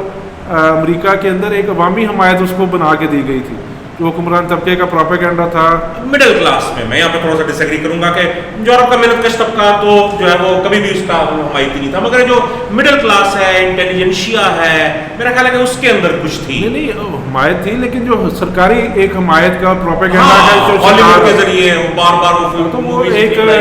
उसकी कोई हमें जो फ़लस्तीन की हमायत में वहाँ पे पहले भी माजी में भी बहुत बड़ी बड़ी ट्रेड यूनियन लेवल के ऊपर या एक, मगर इस दफा उसी मिडिल क्लास से, उसी इंटेलिजेंशिया से, उसी स्टूडेंट्स से और बड़ी एलीट यूनिवर्सिटीज के स्टूडेंट्स से और बड़ी बड़ी तहरीकें चली। और कोलंबिया यूनिवर्सिटी में, हार्वर्ड यूनिवर्सिटी में प्रोटेस्ट होना, और इसका मतलब ये है कि इसराइल की जो हमायत थी और वो माजी के अंदर वो जो एक आर्गूमेंट्स और एक झूठी लॉजिक बनाई गई थी वो कोलैप्स कर गई। सही बात। और इसकी वजह से हम देखते हैं कि बज़ाहिर इसमें लग रहा है कि इसराइल का पलड़ा भारी है और उसने सारी जंग के अंदर जो है वो लाखों लोगों को कत्ल करने के बाद अपनी एक इजारादारी बना ली है, लेकिन बुनियादी तौर पर हमें लगता है कि इसराइल की रियासत, इसराइल का जो हुक्मरान तबका है और सहूनियत कमज़ोर हुई है। बिल्कुल। और वो अपने एक एग्जिस्टेंशियल क्राइसिस की तरफ बढ़ गए हैं और उनकी हमायत पूरी दुनिया के अंदर उनको खिलाफ नफरत, इस्राएली रियासत अपना इखलाकी और सियासी जवाज़ तारीखी जवाज़ खो चुकी है और वो अब हवा में मुअल्लक है। और जब यहाँ पे तहरीकें बनेंगी अरब मुल्कों के अंदर, ख़ास तौर पर मिस्र में, उर्दन में, बाकी मुल्कों में, तो हमें नज़र आएगा कि एक बहुत बड़ी लड़ाई जो है वो इस हवाले से भी बनेगी। तहरीकों से ज़रा वापस चलते हैं। आपने ये जो सारा फिनोमेना है राइट विंग पॉपुलिस्ट लीडर्स का, इसके ऊपर बात की, इनके मुकाबले में जो लिबरल्स थे वो बात की। लेकिन इससे पहले अगर हम पिछले 10 साल में देखें, 12 साल में देखें, तो ख़ास तौर पे मगरबी ममालिक के अंदर अवाम ने जो एक बाएं बाजू के नए फिनोमेना थे उनको भी तो वोट देके आजमाया है। साइरीजा, Podemos, Bernie Sanders, Jeremy Corbyn, ये इन्होंने मायूस किया क्या लोगों को? बिल्कुल। कि कैसे मायूस किया, क्यों नहीं उतर सके ट्रम्प की बजाय अगर 2016 का कोई इलेक्शन कोई बंदा जीत सकता था तो वो बर्नी सैंडर्स था, और वो डेमोक्रेटिक पार्टी के अंदर इलेक्शन लड़ रहा था, लेकिन उसको एक इस्टेब्लिशमेंट के दबाव की वजह से, सरमायादार तबके के प्रेशर की वजह से उसके ऊपर दबाव डाला गया और उसको रेस से निकाला गया। हालांकि डेमोक्रेटिक पार्टी के अंदर भी और अमूमी तौर पर अमेरिका के अंदर एक सदर के तौर पर उसने दबाव था ट्रम्प के ऊपर बहुत ज़्यादा था, सबसे मजबूत उम्मीदवार बर्नी सैंडर था। लेकिन यहीं पे हमें ट्रम्प का और बर्नी सैंडर का फ़र्क भी नज़र आता है कि ट्रम्प के ऊपर भी बहुत ज़्यादा दबाव डाला गया कि वो रेस से बाहर हो जाए, पहली दफ़ा भी और दूसरी दफ़ा तो उससे भी ज़्यादा, लेकिन वो डटाई के साथ खड़ा रहा और उसने उस तमाम दबाव का मुकाबला किया। लेकिन बर्नी सैंडर्स और जेरेमी कॉर्बिन और ये लोग उस दबाव का मुकाबला नहीं कर सके, और उसकी वजह भी फिर उनके नज़रिए के अंदर है कि उनका कम्युनिज्म का नज़रिया नहीं था, वो रिफॉर्मिज्म का नज़रिया था, वो बाएं बाजू की इस्लाह पसंद है, वो सरमायादारी के अंदर रहते हुए इस्लाहात करके इसको बेहतर बनाने का नज़रिया था। तो उनका नज़रिया जो है वो अल्टीमेटली उनको कंप्रोमाइज़ की तरफ लेके जाता है, जैसा साइरीजा ने किया इक़्तिदार में आने के बाद। और उसमें जहाँ पे उनको इक़्तिदार में आने का मौका मिला ऐसे लोगों को, जिसमें आप सबसे बड़ी मिसाल यूनान के अंदर साइरीजा की हुकूमत जो एक बाएं बाजू की पार्टी थी, उसको तारीख़ की सबसे बड़ी हमायत मिली जब उस पर यूरोपीय यूनियन ने पाबंदियाँ लगाई, लेकिन वहाँ भी उन्होंने कॉम्प्रोमाइज़ किया और जर्मनी के और बैंकों के साथ बिल्कुल मुआहदा करके लाखों अवाम की तहरीक की पीठ में छुरा घोंप दिया। और उसके बाद जाहिर है कि आप तहरीक से जब गद्दारी कर देते हैं, तहरीक आपको लैटिन अमेरिका में भी यही हुआ, कई स्पेन के अंदर ख़ास तौर पर पोडेमोस को बहुत बड़ी हमायत मिली और उनको इक़्तिदार में आने का भी मौका मिला, और उसमें भी उन्होंने सोशलिस्ट पार्टी के साथ मिल के बहुत बड़ी गद्दारियाँ वहाँ पे की। बरतानिया के अंदर आप देखें कि लेबर पार्टी के अंदर जेरेमी कॉर्बिन को क़यादत मिल गई और लेबर पार्टी यूरोप की सबसे बड़ी पार्टी बन गई कि 3 से 4 लाख मेंबरशिप उस पार्टी की हो गई, और लोग चाहते थे कि वो आए और पार्टी को जो है वो एक इनकलाबी बुनियादों के ऊपर बढ़ाए। लेकिन उसने पार्टी के अंदर जो दाएं बाजू के लोग थे, स्टारमर जैसे और जो टोनी ब्लेयर की बाक़ियात थी, उनके साथ कॉम्प्रोमाइज़ किया, और सरमायादार तबके के जो गुमाश्ते थे उनको मुज़ाहमत करने की बजाय, उनको पार्टी से निकालने की बजाय, उनको पार्टी से उनकी सफाई करने की बजाय उनको ओहदे दिए, उनको पार्लियामेंट के टिकट्स दिए इलेक्शनों में, और उन्होंने फिर उसकी पीठ में छुरा घोंपा। जबकि दूसरी तरफ ट्रम्प नज़र आता है कि उसने रिपब्लिकन पार्टी को मुकम्मल तब्दील कर दिया है। کہ پہلے جب ٹرمپ پہلی دفعہ امیدوار کے طور پر آیا تھا تو جو امریکہ کی ریپبلکن پارٹی ہے وہ ایک مختلف پارٹی تھی، اور اس میں ٹرمپ ایک آؤٹ سائڈر ہی تھا، پارٹی کے اندر بھی آؤٹ سائڈر تھا، اور اس کو پارٹی کے اندر اتنی حمایت نہیں تھی اور پارٹی کے اندر بھی اس کو دباؤ تھا، لیکن پچھلے سارے عرصے میں اس نے پارٹی کو مکمل تبدیل کر دیا ہے. اب وہ پارٹی ٹرمپ کی پارٹی بن چکی ہے، اور ٹرمپ کے پاس اس وقت یہ بھی آپشن تھی کہ اگر ٹرمپ کو وہ ریپبلکن پارٹی سے نکال دیتے تو ٹرمپ نے آزادانہ حیثیت میں ایک نئی پارٹی بنا کے الیکشن لڑ لینا تھا، اور اس وقت بھی وہ امکانات تھے کہ وہ جیت جاتا. لیکن اس نے اس پارٹی کے اندر جب لڑائی لڑی تو اس کو کامیابیاں ملتی گئی، اور وہ پارٹی کی آج لیڈرشپ میں ہے، اور وہ پارٹی کے اندر اس کے یا تو وفادار لوگ ہیں یا اس کے وہ لوگ ہیں جو اس کے تابع دار ہیں. یعنی کہ اگر ہم آپ کی اس ساری گفتگو کو سمرائز کریں تو ہم یہ کہہ سکتے ہیں کہ جو روایتی لبرل پارٹیاں تھیں ان کے پاس کسی قسم کا کوئی نہ ان کو مسائل کی سمجھ آ رہی تھی، نہ ان کو دیکھ پا رہے تھے، نہ ہی کوئی حل تھا. جو ایک لیفٹ کے یہ نئے مظاہر ابھرے سیریزا پوڈیموس وغیرہ، یہ اصلاح پسند تھے، ان کو عوام اقتدار میں بھی لے کر آئی، انہوں نے آ کے بہت بڑے دھوکے کیے، سمجھوتے کیے، عوام ان سے مایوس جو ہے وہ ہو گئے. اور پھر اس سارے پروسیس کے اندر پھر ایک وقت آنے کے اوپر یہ دائیں بازو کے پاپولسٹ ابھرے.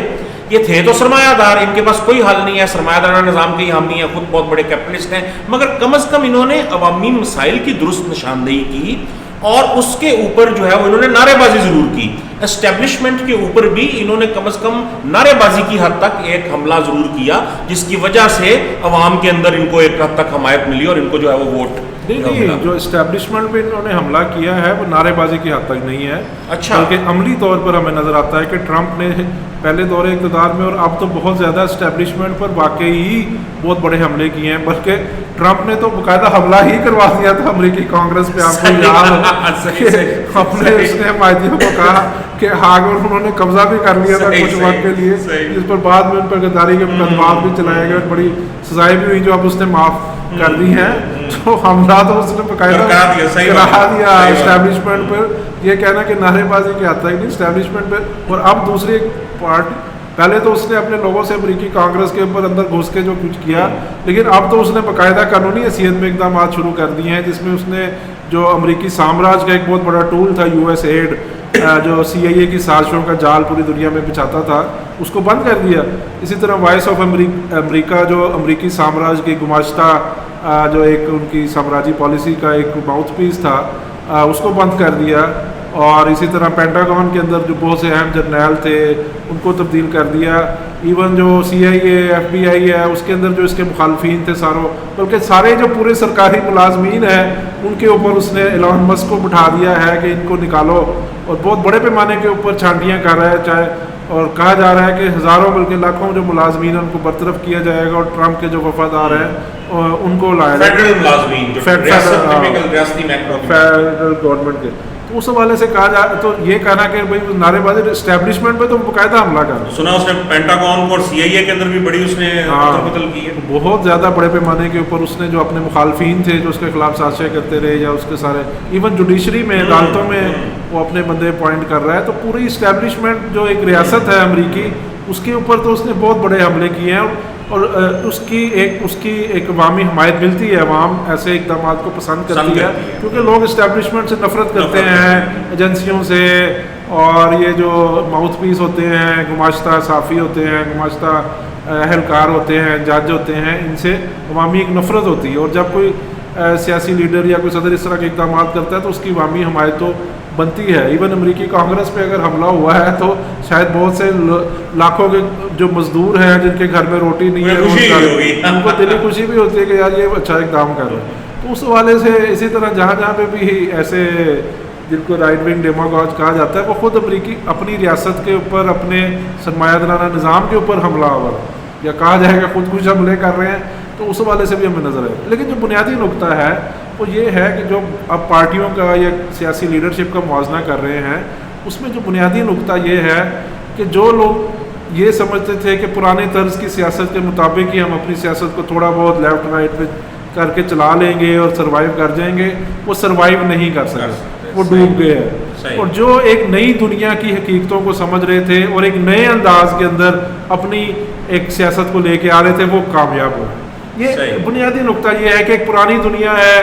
اور اس کی سیاست ہے، ختم ہو گئی، اور ایک نئی دنیا ہے اور اس کی سیاست ہے. جو بائیڈن کو 4 سال ملے ٹرمپ کا رستہ روکنے کے لیے، اور جو بائیڈن اسٹیبلشمنٹ کا ایک پرانا آزمودہ آدمی ہے، اوباما کے ساتھ نائب صدر رہا ہے، اس کے بعد پچھلے 40 سال سینیٹر رہا ہے، اور ایک لمبی تاریخ ہے اس کی اسٹیبلشمنٹ کی. تو اس کو ہر موقع ملا، انہوں نے ٹرمپ کے اوپر تاریخ کے اندر سب سے زیادہ مقدمات، بلکہ کسی سابق امریکی صدر پہ مقدمہ پہلے بنا ہی نہیں تھا. پہلی دفعہ اتنے بڑے مقدمات بنائے گئے، اس کے خلاف پوری کمپین لانچ کی گئی. جو میڈیا تھا اس کا سارا ایک تعصب نظر آیا اس ساری کمپین کے حوالے سے، پورا ایک زور لگائے سیاسی حوالے سے، ہر طرح کے حوالے سے. لیکن اس کے باوجود وہ، اگر بائیڈن ناکام ہوا ہے، اگر ڈیموکریٹ پارٹی ناکام ہوئی ہے، تو یہ ناکامی بنیادی طور پر اس طرز سیاست کی ناکامی ہے، اس لبرل ورلڈ آرڈر کی ناکامی ہے جس کے تحت وہ سیاست کی جا رہی تھی. سائریزا چاہے بائیں بازو سے آئی تھی، لیکن وہ لبرل ورلڈ آرڈر کے تحت اپنی سیاست کو پڑھانے کی کوشش کر رہی تھی، وہ ختم ہو گئی. پوڈیموس بھی لبرل ورلڈ آرڈر کو نہیں چیلنج کر سکی، اور اپنا جو ایجنڈا تھا وہ اس کو پرسو کرنے میں انہوں نے ہچکچاہٹ کی یا کمپرومائزز کیے، مصالحت کی. تو وہ غداری، جیرمی کاربن سب سے بڑی مثال ہے کہ برطانیہ کی تاریخ میں اتنے بڑے لیڈر کے طور پر وہ لیبر پارٹی کے اندر سامنے ابھر کر آتا ہے، لیکن وہ لبرل ورلڈ آرڈر کے تحت ہی ایک ریفارمسٹ پلان دے رہا تھا، اور اس کے مطابق ہی وہ چلنے کی کوشش کر رہا تھا. اور وہی جو اس کے دشمن لوگ تھے، جو پارلیمنٹ کے ممبر تھے اسی پارٹی کے، یا اس پارلیمنٹ کی پارٹی کی بیوروکریسی میں شامل تھے، ان کے ساتھ کمپرومائز کر رہا تھا. جبکہ اس وقت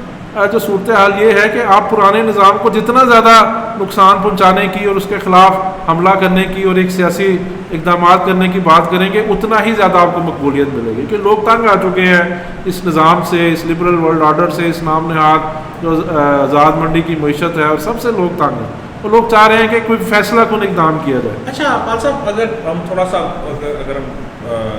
ریجنل اسپیسیفک ہو جائیں، تو جو مڈل ایسٹ کی صورتحال جو پچھلے کافی عرصے سے جو بنی ہوئی ہے، 7 اکتوبر 2023 کے بعد سے اسرائیل کی ایک نان سٹاپ بمباری اور بربریت جو ہے وہ چل رہی ہے غزہ کے عوام کے اوپر، اور یہ مسئلہ پوری دنیا کے اندر جو ہے وہ ایک نیشنل آپریشن کا ایک سمبل بن کے سامنے آیا ہے، بربریت کی ایک مثال بن کے سامنے. ویسے تو خیر قومی جبر کی جو ہے وہ بے شمار مثالیں ہیں، انڈیا میں کشمیر سے لے کے پاکستان میں بلوچ جو نیشنل کویسچن ہے اس کے اوپر آپ بات کریں، اور آگے پھر آپ اسکاٹش نیشنل کویسچن، بہت سارے نیشنل کویسچنز ہیں، قومی جبر جو ہے. لیکن یہ جو اسرائیل اور غزہ والا معاملہ ہے، یہ ایک قومی جبر کی ایک بدترین اور سب سے خونریز مثال بن کے سامنے جو ہے. تو کیا دیکھتے ہیں آپ کہ ابھی جو صورتحال اس وقت جہاں تک پہنچ چکی ہے، اور ٹرمپ بار بار یہ اعلان کر رہا ہے کہ جناب ہم بے دخل کر دیں گے، اور غزہ تو ہم ایک ریئل اسٹیٹ کی ایک پیس آف ریئل اسٹیٹ کے طور پہ اس کو ڈیولپ کریں گے، ہماری بات چیت چل رہی ہے ایجپٹ کے ساتھ، جارڈن کے ساتھ، لوگوں فلسطینیز کو لینے کے حوالے سے. دوسری طرف ہم دیکھتے ہیں کہ جو عرب ممالک ہیں وہ تو صورت کاری کر رہے ہیں، کیا جارڈن، کیا ایجپٹ، کیا سعودی عرب، یہ سب صورت کاری جو ہے وہ کر رہے ہیں. اور ٹرکی بھی جو ہے وہ، پاکستان کا تو ہم خیر ذکر ہی کرنا مناسب نہیں ہے اب تو، نہ 3 میں نہ 13 میں. اور ایران کے اوپر بہت زیادہ دباؤ ہے نیوکلیر ڈیل کے حوالے سے بھی، ایران کو دھمکیاں بھی دی جا رہی ہیں کہ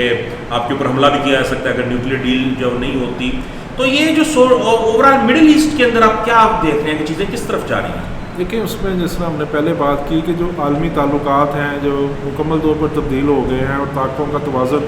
مکمل طور پر تبدیل ہو گیا ہے، اور اس کا اظہار نئی جنگوں میں، خانہ جنگیوں میں اور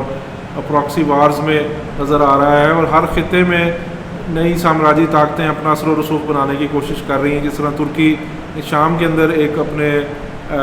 جو جہادی قوتیں تھیں ان کو پروموٹ کر کے وہاں پہ اقتدار دلایا ہے، اور وہی وہ داعش جس کو ٹیررسٹ کہا جاتا تھا، جس پہ پوری امریکہ اور یورپ نے پابندیاں لگائی ہوئی، وہ اب ان کے محبوب بن گئے ہیں. وہی القاعدہ اور داعش جو ہے وہ امریکہ اور یورپ کی پشت پناہی سے، ان کی کاسالیسی سے وہ شام کے اندر اقتدار میں آ گئے. اس والے سے ہر جگہ کے اوپر ہی ایک عدم استحکام ہے، جنگیں ہیں، خونریزی. یوکرین کی آپ دیکھیں کہ جنگ کے اندر بھی لاکھوں لوگ مارے گئے ہیں، ابھی تک اس کی اصل فگر نہیں آئی، اور 50 سے 60 لاکھ لوگ ہجرت کرنے پر مجبور ہوئے ہیں. اسی طرح ہر فلسطین کے تو اندر ایک قتل عام ہمیں نظر آ رہا ہے کہ لاکھوں کی تعداد میں لوگوں کو ایک تباہی اور بربادی کی ایک ایک میں سمجھتا ہوں ہولناک مثال وہاں پہ قائم کی جائے. لیکن اس کی جو بنیاد میں پھر ہمیں نظر آتا ہے کہ جو امریکی سامراج کا زوال ہے, اس کو اگر آپ سمجھے بغیر یا اس کو نظر میں رکھے بغیر تجزیہ کریں گے تو پھر صورتحال کا درست تجزیہ نہیں کر سکیں. آج امریکہ یا ایون یورپ جو ہے وہ اس پوزیشن میں نہیں ہے کہ وہاں پہ اپنی مرضی مسلط کر سکے, وہاں پہ کوئی اپنی ڈکٹیٹرشپ مسلط کر سکے. اور ماضی میں بھی اگر کوئی نسبتاً امن کی کوئی اگر دور رہے ہیں تو وہ امن ان کی مرضی کے سچویشن کے مطابق تھا. وہ ایک ایسا امن چاہتے ہیں جو ان کی ڈکٹیٹس کے اور ان کے جو حاکمیت اور ان کی سامراجی طاقت کے اثر و رسوخ تلے ہو. ان کو کوئی ایسا امن نہیں چاہیے جو ان کی حاکمیت کو چلے, عوام کے فائدے میں ہو. ہاں, تو وہ اگر ایسا امن وہاں پہ نہیں بن سکتا تو پھر وہ جنگ کی ہی کیفیت ہے جو ہمیں ایک پچھلے 70 سال سے بھی نظر آ رہی ہے, اور اب تو ایک ہولناک کیفیت کے اندر چلی گئی. اور دوسری بات, جو ٹرمپ منصوبے بنا رہا ہے کہ غزہ کو ہم ریئل اسٹیٹ بنا دیں گے, تو پہلی بات یہ ہے کہ کیا امریکی سامراج وہاں پہ براہ راست اتنے بڑے پیمانے کے اوپر کوئی جنگ کرنے کی یا وہاں پہ مداخلت کرنے کی صلاحیت رکھتا ہے یا نہیں رکھتا. ہمیں پچھلے عرصے میں نظر آیا ہے کہ امریکی سامراج کے زوال کی وجہ سے وہ براہ راست فوجی مداخلت کرنے کی سے کتراتا رہا ہے, ہچکچاتا رہا ہے, اور خاص طور پر عراق اور افغانستان میں سے اس کو ایک ذلت آمیز جو وہاں سے انخلا کرنا پڑا, دم دبا کے, جس طرح کتا دم دبا کے بھاگتا ہے اسی طرح ان کو وہاں سے دم دبا کے 20 سال وہاں پہ افغانستان میں انہوں نے ایک سامراجی جارحیت کی. اور وہی جو انسان دشمن قوتیں ہیں طالبان, جو امریکہ نے ہی بنائی تھی, امریکہ نے ہی تخلیق کی تھی, انہی کے ساتھ ایگریمنٹ کر کے, انہی کے ساتھ معاہدہ کر کے ان کے اقتدار سونپ کے جو ہے وہ ایک ذلت آمیز طریقے سے وہاں سے نکلا. اس کے بعد سے وہ براہ راست فوجی مداخلت نہیں کر. یوکرائن کے اندر بہت زیادہ دباؤ کے باوجود وہ اپنی فوجیں نہیں اتار سکے. لیبیا میں, شام میں اس طرح کے مواقع ہے. اسی طرح اگر یہ کہا جائے کہ اگر وہ ریئل اسٹیٹ بنانے کے لیے امریکہ براہ راست وہاں پہ فوج اتارے تو اس کے امکانات نہیں ہیں. پھر اسرائیل کی فوج یا اسرائیل کی ریاست کیا وہاں پہ پورے غزہ کو اپنے کنٹرول میں لے سکتی ہے, یا زمینی حوالے سے وہاں پہ اس کے پاس اتنی صلاحیت ہے, تو وہ بھی ہمیں نظر نہیں آتا. دوسری طرف جو منصوبہ ہے کہ مصر کا جو حکومت ہے یا اردن وہ سارے فلسطینیوں کو لے لے گے, تو اس کے بھی امکانات نہیں ہیں, کیونکہ وہ دیکھتے ہیں کہ عرب ممالک کے اندر عوام کے اندر ایک بہت بڑی یکجہتی فلسطین کے ساتھ موجود ہے. ابھی جو پچھلے 2 ہفتے سے بربریت کا ایک نیا مرحلہ شروع ہوا ہے, اس کے حوالے سے اردن میں, مصر میں بہت بڑے بڑے احتجاج ہو رہے ہیں, اور وہاں کی حکومتیں بہت زیادہ دباؤ میں ہیں, یا آپ کہہ لیں کہ وہ آتش فشاں کے دہانے پر بیٹھی ہیں, اور کسی وقت بھی عرب انقلابات کا ایک نیا سلسلہ شروع ہو سکتا ہے, جس طرح پہلے حسن مبارک عرب بہار 2 سٹارٹ ہو سکتی ہے, بلکہ اس سے بڑے پیمانے کے اوپر ایک انقلابی تحریکیں پچھلے تجربات سے سیکھتے ہوئے لوگ آگے نکلیں گے. جس طرح حسن مبارک کو سمجھا جا رہا تھا کہ وہ اتنا طاقتور ہے کہ اس کو دنیا کی کوئی طاقت نہیں ہلا سکتی, وہ 25-30 سال سے لوگ بیٹھے ہوئے تھے. لیکن جب عوامی تحریکیں نکلی ہیں, 25 جنوری کو تحریر اسکوائر کے اندر احتجاج شروع ہوا 2011 میں, اور 11 فروری کو حسن مبارک استعفیٰ دے کے چلا گیا. تو اسی طرح ابھی بھی جو ہمیں نظر آ رہا ہے, السیسی بیٹھا ہوا ہے, یا اردن میں یہ امریکہ کے گماشتے شاہ عبداللہ بیٹھا ہوا ہے, یا باقی جو حکومتیں ہیں وہ ہوا میں معلق ہیں, اور جب بھی کوئی تحریکیں شروع ہوں گی تو یہ جو امریتیں ہیں یہ لوگ ان کو بہا کے لے جائیں گے, اور اس کے اثرات پھر فلسطین کی تحریک کے ساتھ, فلسطین کے ساتھ اظہار یکجہتی کرتے ہوئے ایک نیا اٹھان, یعنی کہ سرمایہ دارانہ بنیادوں پہ جو 2 اسٹیٹ سولوشن ہے یہ اس میں کوئی حل نہیں ہے. اس میں یہ ہے کہ فلسطین کے حوالے سے جو حل پیش کیا جاتا ہے, پاکستان میں بھی آپ کسی سے پوچھیں گے, امریکہ میں, یورپ میں, جی کیا حل ہے, جی 2 ریاستی حل ہے, فلسطین کی ایک علیحدہ ریاست بنا دی جائے اور وہ اسرائیل کے ساتھ ایک ادھر موجود رہے اور اس کے پاس تمام اختیارات ہوں. حماس کا بھی الٹیمیٹ ایجنڈا یہی ہے, لیکن ہم سمجھتے ہیں کہ یہ 2 ریاستی حل, پہلی بات تو یہ ہے کہ ممکن نہیں ہے, اور دوسری بات یہ ہے کہ یہ کوئی حل بھی نہیں ہے. جب یہ حل پیش کیا گیا, اوسلو معاہدہ جب کیا گیا, اس وقت بھی ہم نے کمیونسٹوں نے اس کی مخالفت کی تھی اور کہا تھا کہ فلسطین کی تحریک کے ساتھ غداری ہے. وہ انتفاضہ کی تحریک تھی جس نے مجبور کیا تھا اوسلو معاہدہ کرنے میں, بہت بڑی عوامی تحریک تھی, ایک انقلاب تھا جس وقت فلسطین کے اندر ایک سوشلسٹ ریاست وہاں پہ بنائی جا سکتی تھی, اور یہ جو قومی جبر ہے, جو مذہبی تعصب ہے, اس کو ہمیشہ کے لیے ختم کیا جا سکتا تھا. اس کو تحریک کی قیادت نے غلط فیصلے کیے. اس وقت جو انتفاضہ کی وہ ساری تحریک کی قیادت تھی وہ پی ایل او کے پاس تھی, اور پی ایل او نے اس دباؤ کے تحت, اور وہی جو ان کے غلط نظریات کی کہہ لیں یا اسٹالنزم یا ریفارمزم کی جو بنیادیں تھیں, ان کی بنیاد پہ یہ 2 ریاستی حل قبول کر لیا. بیسیکلی سوشلسٹ تو وہ نام کے تھے, اصل میں تو وہ عرب نیشنلسٹ تھے, قوم پرست تھے. ہاں لیکن ان کے پاس وہ سوشلسٹ متبادل کے حوالے سے نہ کوئی نظریہ تھا نہ کوئی حل موجود تھا، لیکن وہ بہرحال آزادی کی جدوجہد کے حوالے سے ان کی قربانیاں بے مثال ہیں اور ان کو کبھی بھی نہیں بھلایا جا سکتا. بہت بڑی قربانیاں انہوں نے دی اپنی فلسطین کی آزادی کی جدوجہد میں، اور خاص طور پر آج جو دنیا میں تحریک موجود ہے اس میں وہ سارے عرصے کے اندر وہ جو پھیلاتے رہے وہ، لیکن وہ جو 2 ریاستی حل تھا وہ غلط ہے. ہم سمجھتے ہیں کہ فلسطین کے اندر واحد حل یہ ہے کہ سرمایہ دارانہ نظام ختم کیا جائے اور ایک سوشلسٹ مزدور ریاست وہاں پہ بنائی جائے جس میں تمام قوموں کے تمام مذاہب کے لوگ آزادانہ طور پر رہ سکیں، اور جو سامراجی طاقتوں کا غلبہ ہے وہ ختم ہو. جو امریکی سامراج کا، یورپی سامراجی طاقتوں کا وہ غلبہ جب ختم ہوگا وہ سوشلسٹ ریاست سے ہوگا. اور فلسطین کے اندر ایک سوشلسٹ انقلاب اگر ہوتا ہے تو اسرائیل کی سرمایہ دارانہ ریاست بھی ختم کی جا سکتی ہے اور وہاں کی وہ صہیونیت کا خاتمہ کیا جا سکتا ہے. بلکہ فلسطین کے سوشلسٹ انقلاب جو عرب ممالک کے اندر یہ سرمایہ دارانہ ریاستیں ہیں اور یہ جو ڈکٹیٹرشپس ہیں سعودی عرب سے لے کے جارڈن تک، اردن تک اور مصر تک، یہ سب ختم کی جا سکتی ہیں اور وہاں پہ مزدور طبقے کی حکمرانی قائم کرتے ہوئے ایک مشرق وسطیٰ کی سوشلسٹ فیڈریشن قائم کی جا سکتی ہے. زبردست. اچھا پال صاحب، مڈل ایسٹ سے ذرا چلتے ہیں چائنا کی طرف. ایک سوال صرف بڑا ایک بار سوال پوچھا جاتا ہے اور میں نے یہ سوال رکھا ہوا تھا کہ بڑا کامنلی آسکڈ جو کویشچن ہے، میں نے کہا کہ یہ لازمی پوچھوں گا آپ سے، آپ کی رائے لوں گا. جس طرح سیکنڈ ورلڈ وار کے بعد امریکہ ابھر کے سامنے آیا تھا ایک بہت بڑی گلوبل سپر پاور کے طور پہ، کیا اسی طرح آج امریکہ زوال زیرو کے بوڑھا ہو کے نیچے جا رہا ہے، چائنا ایک ریلیٹیولی ینگ ایک سپر پاور ہے، تو کیا چائنا جگہ لے سکتا ہے امریکہ کی؟ کیا چائنا ویسا ہو سکتا ہے جیسا 1950s کا امریکہ تھا، پوری دنیا کو اس نے اپنے کنٹرول میں لیا ہوتا ہے، اتنا طاقتور ہو سکتا ہے؟ امریکہ کی جگہ گلوبل سپر پاور بن سکتا ہے؟ نہیں بن سکتا. کیوں؟ کیا وجہ؟ اس کی پہلی وجہ تو یہ ہے کہ سرمایہ دارانہ نظام کے اندر اتنی سخت نہیں ہے، زوال پذیر ہے، کیونکہ چین بھی ایک سرمایہ دارانہ ملک ہے. چین کی ایک معیشت سرمایہ دارانہ معیشت ہے، سوشلسٹ معیشت نہیں ہے، بالکل بھی نہیں ہے. اور جو لوگ یہ ایسا کہتے ہیں وہ ان کو اپنے آپ کو اپڈیٹ کرنے کی ضرورت ہے. تو چین ایک سامراجی، اگر ایک کیپٹلسٹ کنٹری اور اتنے بڑے لیول کا کیپٹلسٹ کنٹری ہے، قرضے بھی آدھی دنیا کو دیے ہوئے، اس نے گلوبل ٹریڈ کا بھی اتنا چیمپئن ہے، پھر تو وہ ایک سامراجی ملک بھی ہوگا. جی بالکل ایک سامراجی ملک ہے. اور یہ بات سب سے پہلے ہم کمیونسٹوں نے ہی کی تھی، اور اس حوالے سے جو ہم نے سی پیک کی کتاب شائع کی اور اس وقت جو ڈبیٹس بنائی تھی، جو آج پوری دنیا کی صورتحال ہے، ہمیں یہ اعزاز حاصل ہے کہ ہم نے ٹرمپ کے اقتدار میں آنے سے پہلے یہ تناظر تخلیق کیا تھا. 2015 کی ابھی انتخابی کمپین چل رہی تھی، جس وقت ہم نے کہا تھا کہ پرانی دنیا ختم ہو رہی ہے اور ایک نئی دنیا کا جنم ہونے جا رہا ہے، جس پر بہت زیادہ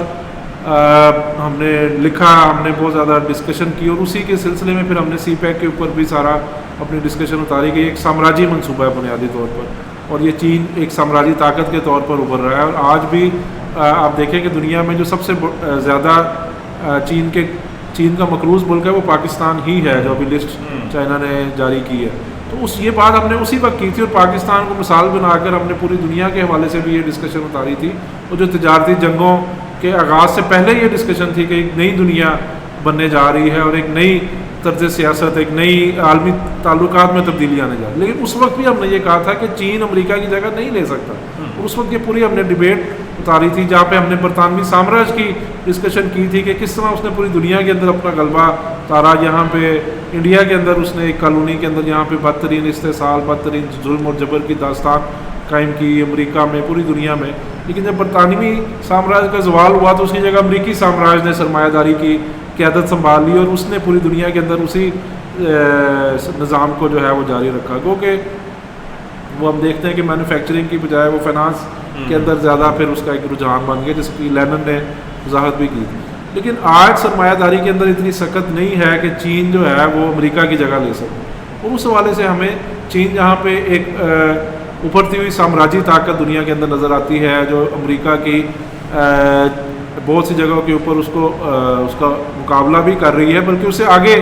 چلی گئی ہے. بہت سے حوالوں سے چین کی معیشت امریکہ سے آگے، خاص طور پر اگر یہ الیکٹرک کارز کے اندر دیکھا جائے تو ٹیسلا کو بہت پیچھے چھوڑ گیا ہے BYD جو چائنا کی کمپنی ہے. اسی طرح اور پہلے چائنا کو کہا جا رہا تھا کہ یہ جی کپڑا جوتا بناتے ہیں اور اس طرح کنزیومر آئٹمس بناتے ہیں، ایڈوانس ٹیکنالوجیز میں چائنا آگے نہیں، لیکن آج ہم ایون آرٹیفیشیل انٹیلیجنس میں ہم نے دیکھا کہ ڈیپ سیک نے پوری دنیا میں ایک تہلکہ مچا دیا، اور یہ جو چیٹ GPT وغیرہ تھے اوپن AI سے آگے چلے گئے، اور بڑی ہی محدود وسائل سے انہوں نے ڈیپ سیک جیسی ٹیکنالوجی. اسی طرح روبوٹ دنیا کے اندر سب سے زیادہ اگر کوئی روبوٹ کسی ملک کے اندر کنزیوم ہو رہے ہیں اور انڈسٹری کے اندر ان کو لگایا جا رہا ہے تو وہ چائنا ہی ہے. دنیا کے آدھے سے زیادہ جو روبوٹ بن رہے ہیں وہ چائنا، انڈسٹریل روبوٹس وہ چائنا کے اندر استعمال ہو رہے ہیں، اور خود چین دنیا کے سب سے زیادہ روبوٹس بنانے والے، تو بہت تیزی سے وہاں پہ پیدا 6 جنریشن لڑاکا طیاروں کے دور میں امریکہ کو پیچھے چھوڑ دیا، لڑاکا طیارے، پھر یہ 5G کے اندر امریکہ کو انہوں نے پیچھے چھوڑ دیا، تو کافی حوالے سے وہ امریکہ سے آگے ہے. پھر دنیا کے عالمی GDP میں جو ان کا حصہ ہے، وہ عالمی تجارت میں جو ان کا حصہ ہے وہ زیادہ بڑھ گیا. لیکن بہت سے حوالوں سے دیکھیں تو چینی معیشت ابھی بھی امریکہ سے بہت پیچھے ہے، اور چین کی جو منڈی ہے، چین کی جو اکانومی، چین بنیادی طور پر ایک ایکسپورٹنگ ملک ہے، جبکہ امریکہ جب دنیا کی سامراجی طاقت سب سے بڑی ابھی بھی ہے، لیکن پہلے جب ایک اپنے پورے عروج پہ تھا تو وہ دنیا کا سب سے بڑا کنزیومر بھی تھا. ابھی بھی دنیا کا سب سے بڑا کنزیومر امریکہ ہی ہے. اسی لیے جب وہ ٹیرف لگا رہے ہیں، جب وہ تجارتی جنگ کا دنیا کے اوپر مسلط کر رہے ہیں، تو اس کے اندر ان کے پاس ایڈوانٹیج یہ ہے کہ وہ دنیا کا سب سے بڑا کنزیومر ہے، اور پوری دنیا کی جو معیشتیں ہیں، پوری دنیا کی جو انڈسٹری ہے، پوری دنیا کی جو کمپنیاں ہیں، وہ امریکہ میں مال بیچتی ہیں. صحیح. اور جب اس کو وہ ٹرمپ روک رہا ہے تو وہ پوری دنیا کو پھر ایک زلزلے آ رہے ہیں، طوفان آ رہے ہیں. دوسری طرف جو چین اگر ٹیرف لگا دیتا ہے تو اس کا ایک انڈسٹریل لیول پہ یا کمپنیوں کے لیول پہ تو نقصان ہوگا، لیکن چین کی جو منڈی ہے اس میں تو پہلی بات تو یہ ہے کہ زیادہ چین کا ہی مال بکتا ہے، اور وہ دنیا کی اتنی بڑی کنزیومر حوالے سے وہ دنیا کے اندر وہ اتنی بڑی مارکیٹ نہیں بنا سکتی. امریکہ کے بعد پھر یورپ کی منڈی ابھی بھی ایک بڑی کنزیومر مارکیٹ ہے. تو اسی طرح اور بہت سے ایسے پہلو ہیں. دوسرے نمبر پہ ہمیں نظر آتا ہے کہ آنے والے عرصے کے اندر عالمی سرمایہ داری میں کوئی بہت بڑا ایک گروتھ کا پیریڈ نظر نہیں آ رہا. آنے والے خود 10 سال کی جو 15 سال کی پریڈکشنز، یہ حالات بس سے بدتر ہوتے جائیں، کرائسس کی کیفیت ہے کہ سرمایہ داری جو ہے وہ مسلسل گراوٹ میں، مسلسل زوال میں، بحرانوں کا شکار ہے، بینک کولیپس کر رہے ہیں، معیشتیں دیوالیہ ہو رہی ہیں، اور اس میں زوال پذیر ہے. اور چین بھی چونکہ ایک سرمایہ دارانہ معیشت ہے، اور یہ جو اب ہم بات کر رہے ہیں کہ یہ تجارتی جنگ کے آغاز پہ ہی اسٹاک ایکسچینجیں کولیپس کر گئی ہیں، تو چین کی معیشت بھی کولیپس، اسٹاک ایکسچینجیں کولیپس کر رہی ہیں. چین میں آپ نے دیکھا کہ چین کا جو 1/3 اکانومی ہے، جو معیشت کا 1/3 حصہ ہے، وہ ریئل اسٹیٹ کے اوپر ہے. اور ایور گرانٹ کا کولیپس آپ نے دیکھا کہ چین کے اندر جو سب سے بڑی ریئل اسٹیٹ کی کمپنی تھی، اس کا کہا جاتا ہے کہ $300 ارب کا دیوالیہ ہوا، لیکن بعض اندازوں کے مطابق وہ $700-800 ارب سے بھی زیادہ کا دیوالیہ بن جاتا ہے. اسی طرح چین کے اندر جو دوسری بہت سی ریئل اسٹیٹ کمپنیز ہیں وہ دیوالیہ ہو رہی ہیں. چین کی معیشت بنیادی طور پر سست روی کا شکار ہے، اور وہ جو گروتھ ریٹ تھا 7%، 8%، 10% کا، وہ ایک ماضی کی یاد بن گیا ہے 5%. اور چین کی معیشت کو بھی ریاستی قرضوں سے، نوٹ چھاپ کے اور مصنوعی طریقوں سے چلایا جا رہا ہے. اس حوالے سے چین کی معیشت کے اندر، جبکہ امریکہ جب اپنے چین کا قرضہ بھی جو ہے وہ 280% اور جب اور دوسرے نمبر پہ جب امریکہ اپنے عروج پہ تھا، تو امریکہ پوری دنیا کے اندر ایک مینوفیکچرنگ قوت کے طور پر بھی موجود تھا، جو کہ اب ہم نظر آ رہے کہ باہر گئے. اور جو امریکی معیشت تھی وہ بڑی ایک مضبوط بنیادوں کے اوپر، وہ مصنوعی بنیادوں پر نہیں تھی اس وقت. اگر 40s 50s 60s کا امریکہ دیکھیں تو وہ صرف یہ مصنوعی یہ کریڈٹ ببل کے اوپر معیشت یا ریئل اسٹیٹ کے اوپر یا اسپیکولیشن پہ، کہ وہ اپنی ہی کمپنی کے جو ہے شیئر کہ وہ جو ریاست سے قرضے ملتے ہیں اس کو بجائے اس کے کہ وہ مینوفیکچرنگ میں انویسٹ کریں، وہ کمپنیاں کہ نئی فیکٹری لگائیں، نیا روزگار پیدا کریں، وہ ان قرضوں سے اپنی ہی کمپنی کے شیئر خرید لیتی ہیں، جس سے اس کی مصنوعی طور پر قیمت آگے بڑھتی ہے. تو مصنوعی بنیادوں پر نہیں تھا، بلکہ حقیقی بنیادوں پر پیداواری قوتیں میں اضافہ ہو رہا ہے. جبکہ چین میں ہم دیکھتے ہیں کہ اس وقت تو ایکسیس کیپیسٹی پہلے سے موجود ہے، اوور پروڈکشن کا کرائسس ہے، چین کا ریئل اسٹیٹ کا سیکٹر کرائسس میں ہے، چین کی بینکنگ سیکٹر کرائسس میں ہے. اور یہ جو اب معیشتوں کا بحران شروع ہوا ہے، اس کے بہت بڑے اثرات چائنا پر پڑیں گے. لیکن اس کا ہم یہ نہیں کہہ رہے کہ چین ایک سامراجی طاقت کے طور پر دنیا میں ختم ہونے جا رہی ہے، یا چین امریکہ کا مقابلہ نہیں کر سکے گی، بلکہ چین آنے والے دنوں میں زیادہ بڑے پیمانے کے اوپر امریکہ کی جو خالی جگہ ہے اس کو پر کرنے کی کوشش کرے گا. اور خاص طور پر جو مشرق بعید میں ایک جنگ کا ماحول بن رہا ہے جاپان میں، کوریا میں، تائیوان کے ایشو کے اوپر ایک جنگی مشقیں چل رہی ہیں اور ایک پورا ایک جنگ کا ماحول بن رہا ہے، اس میں بھی شدت آئے گی. لیکن دوسری طرف ہمیں نظر آ رہا ہے کہ پہلی دفعہ ایسا ہوا ہے کہ چین، جاپان اور جنوبی کوریا کے مذاکرات بھی شروع ہو گئے ہیں، اور وہ امریکی جہاں جس طرح یورپی یونین کو اپنا اب سروائیول کا مسئلہ بن گیا ہے اور وہ امریکہ سے آزادانہ طور پر اپنی کوئی پالیسی بنانے کی سوچ رہے ہیں، بنا نہیں سکتے، یا امریکہ سے الگ اپنا کوئی دفاع کر نہیں سکتے. یہ جاپان اور ساؤتھ کوریا بھی اس طرح سے سوچ رہے ہیں. جاپان اور ساؤتھ کوریا تو مکمل طور پر امریکہ کے ہی ڈپینڈنٹ ہے کیونکہ اس ساری جو عالمی معیشت کی ہم بات کر رہے ہیں اس میں امریکہ کو جو ایڈوانٹیج حاصل یہ ہے کہ وہ سارے اوپر سیکورٹی گارنٹی بھی دیتا ہے کہ امریکہ نے جو ٹرمپ نے جو اب چیز سیکورٹی گارنٹی کے بدلے میں اکنامک کنسیشنز بھی جو اکنامک اپنی منڈی اور سارا وہ لیتا ہے. تو اب وہ جہاں پہ اس نے معیشت کے حوالے سے ایک بدماشی شروع کر دی ہے کہ بھئی آپ نے اگر امریکہ اپنا مال بیچنا ہے تو آپ 10% تو منیمم دیں گے. کوئی جاپان کو بھی اس نے دیا، انڈیا جو ان کا بڑا اچھی دوستی ہے مودی کی اور ٹرمپ کی، اس کو بھی 26% کا انہوں نے ٹیرف لگایا جاپان پہ، سارے اپنے دوست ممالک پہ بھی ٹیرف لگا دیے ہیں. تو اس کے بعد جو سیکورٹی گارنٹی ہے، کیونکہ اس سارے اقدامات کے بعد جو ایک سوال اب سامنے آ رہا ہے، ایک تو ڈالر کا جو ایک گلوبل ریزرو کرنسی کے طور پر کردار تھا اس کے اوپر سوالیہ نشان ہے. اور سب سے جو اہم نقطہ میں شاید ہم پہلے ڈسکس نہیں کر سکے کہ جہاں پہ اسٹاک ایکسچینجیں گری ہیں، جہاں پہ کمپنیوں کے شیئرز گرے اور بینکوں کے شیئر گرے ہیں، وہاں پہ ایک اور بڑا اہم فنامنا ہوا ہے کہ امریکہ کی جو ٹریجری بانڈز کی مارکیٹ ہے اس کے اندر جو ہے وہ گراوٹ آئی. عام طور پر یہ ہوتا ہے کہ جب اسٹاک ایکسچینجیں ڈوبنی شروع ہوتی ہیں اور وہاں سے شیئرز کی قیمتیں گرنی شروع ہوتی ہیں تو لوگ اپنا پیسہ وہاں سے نکال کے امریکہ کے ٹریجری بانڈز میں یا ڈالر کے اندر جو انویسٹ کرتے ہیں، جس کی وجہ سے ٹریجری بانڈز کی شرح سود بہت زیادہ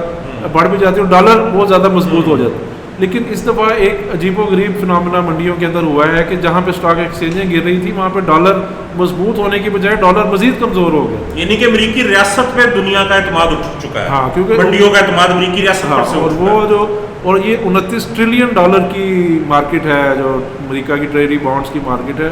29,000 ارب ڈالر کی، جو اس وقت کرائسس کے اندر ہے، وولٹائل میں. میرا خیال ہے اسی وجہ سے ٹرمپ کی دوڑیں لگی ہیں اور اس نے پھر 90 دن کا اس نے بنیادی طور پر جو اس نے وہ یو ٹرن لیا پالیسی کے اوپر، یا 90 دن کا آپ کہہ لیں کہ پاز کیا، لیکن چائنا پہ ابھی بھی نہیں کیا. تو اس کی وجہ سے ہوا یہ، اس کی بنیادی وجہ یہ نہیں تھی کہ اسٹاک ایکسچینجیں گری تھی، وہ کہہ رہا تھا کہ یہ ہم سروائیو کر جائیں گے، اور اس کا وہ اس کو بہت زیادہ فون کالیں، CNN کی رپورٹ ہے کہ اس کو فون کالیں بج رہی تھیں وائس پریزیڈنٹ کی، وزیر خزانہ کی، باقیوں کی، وزیر تجارت کی، لیکن وہ کہہ رہا تھا کہ ہم اس کو نہیں کریں گے. لیکن جب وہ بانڈز مارکیٹ گرنی شروع ہوئی ہے، یا اس کا وہ جو رسپانس آیا ہے، کیونکہ ٹرمپ کا منصوبہ یہ ہے کہ وہ بڑے پیمانے پہ سبسڈیز دے گا، بڑے پیمانے کے اوپر ایسے اقدامات کرے گا لوگوں کو، تو وہ اس نے اس پیسوں سے کرنا تھا، لیکن وہ نہیں ہوا. اور امریکی ڈالر جو تھا وہ مضبوط ہونے کی بجائے کمزور ہونا شروع ہوا، جس کی وجہ سے اس کو وہ پالیسی جو ہے وہ روکنی پڑی. اور اس کا نتیجہ یہ نکلا ہے کہ جو ڈالر ایک گلوبل ریزرو کرنسی تھا وہ ایک اس پر سوالیہ نشان بہت بڑا لگ گیا ہے، اور لوگ اس کا متبادل سوچ رہے ہیں. اور امریکی منڈیوں سے جو امریکہ کے بانڈز کے اندر لوگ پوری دنیا پیسے لگاتی تھی، اور دوبارہ سونے کے اندر سونے کا ریٹ پوری دنیا میں بڑھ گیا. لوگ کیونکہ امریکہ کے جو بانڈز ہیں ان کو سیف ہیون سمجھا جاتا تھا کہ یہ ایک بڑی محفوظ انویسٹمنٹ ہے کہ امریکی معیشت کے اندر امریکہ کے ریاستی آپ نے بانڈ خرید لی ہیں تو اس سے زیادہ محفوظ سرمایہ سارے مسئلے کی جڑی امریکہ کے اندر تو یہ جو ہم اپنے جدلیاتی جو ہمارا فلسفہ ہے مادیت کا، اس میں ہم یہی کہتے ہیں کہ چیزیں اپنے الٹ میں بدل جاتی ہیں، کہ وہی امریکہ جو پوری دنیا میں معیشت کا ضامن تھا، سرمایہ دارانہ معیشت کی ترقی کا، اس کی حفاظت کا، وہی اس کا مسئلہ بن گیا ہے کہ وہی اس کی جو اپنے الٹ میں بدل گیا. اور اس حوالے سے جہاں پہ امریکی ٹریجری بانڈز ہیں، اور دوسرا ایک جو فگر میں بتانا چاہتا ہوں کہ جو اس کو کہتے ہیں مارکیٹ ڈیپتھ، کہ مارکیٹ کتنی مضبوط ہے، جو ٹریجری بانڈز کی مارکیٹ ہے اس کی ڈیپتھ کا ایک انہوں نے پیمانہ بنایا ہوا ہے جس کو مارکیٹ ڈیپتھ کہتے ہیں کہ یہ کتنی مضبوط ہے. اس میں یہ ہوتا ہے کہ بڑے سے بڑا کوئی سودا ہو گیا ہے یا بڑے سے بڑی کوئی ڈیل ہوئی ہے تو اس کی وجہ سے جو شرح سود ہے اس میں کتنا اوپر نیچے ہے. اگر تو بہت بڑی ڈیل بھی ہو جائے اور شرح سود تقریباً اتنی رہے تو کہتے ہیں کہ مارکیٹ بہت زیادہ مضبوط ہے، مارکیٹ ڈیپتھ بہت زیادہ اس وقت اپنے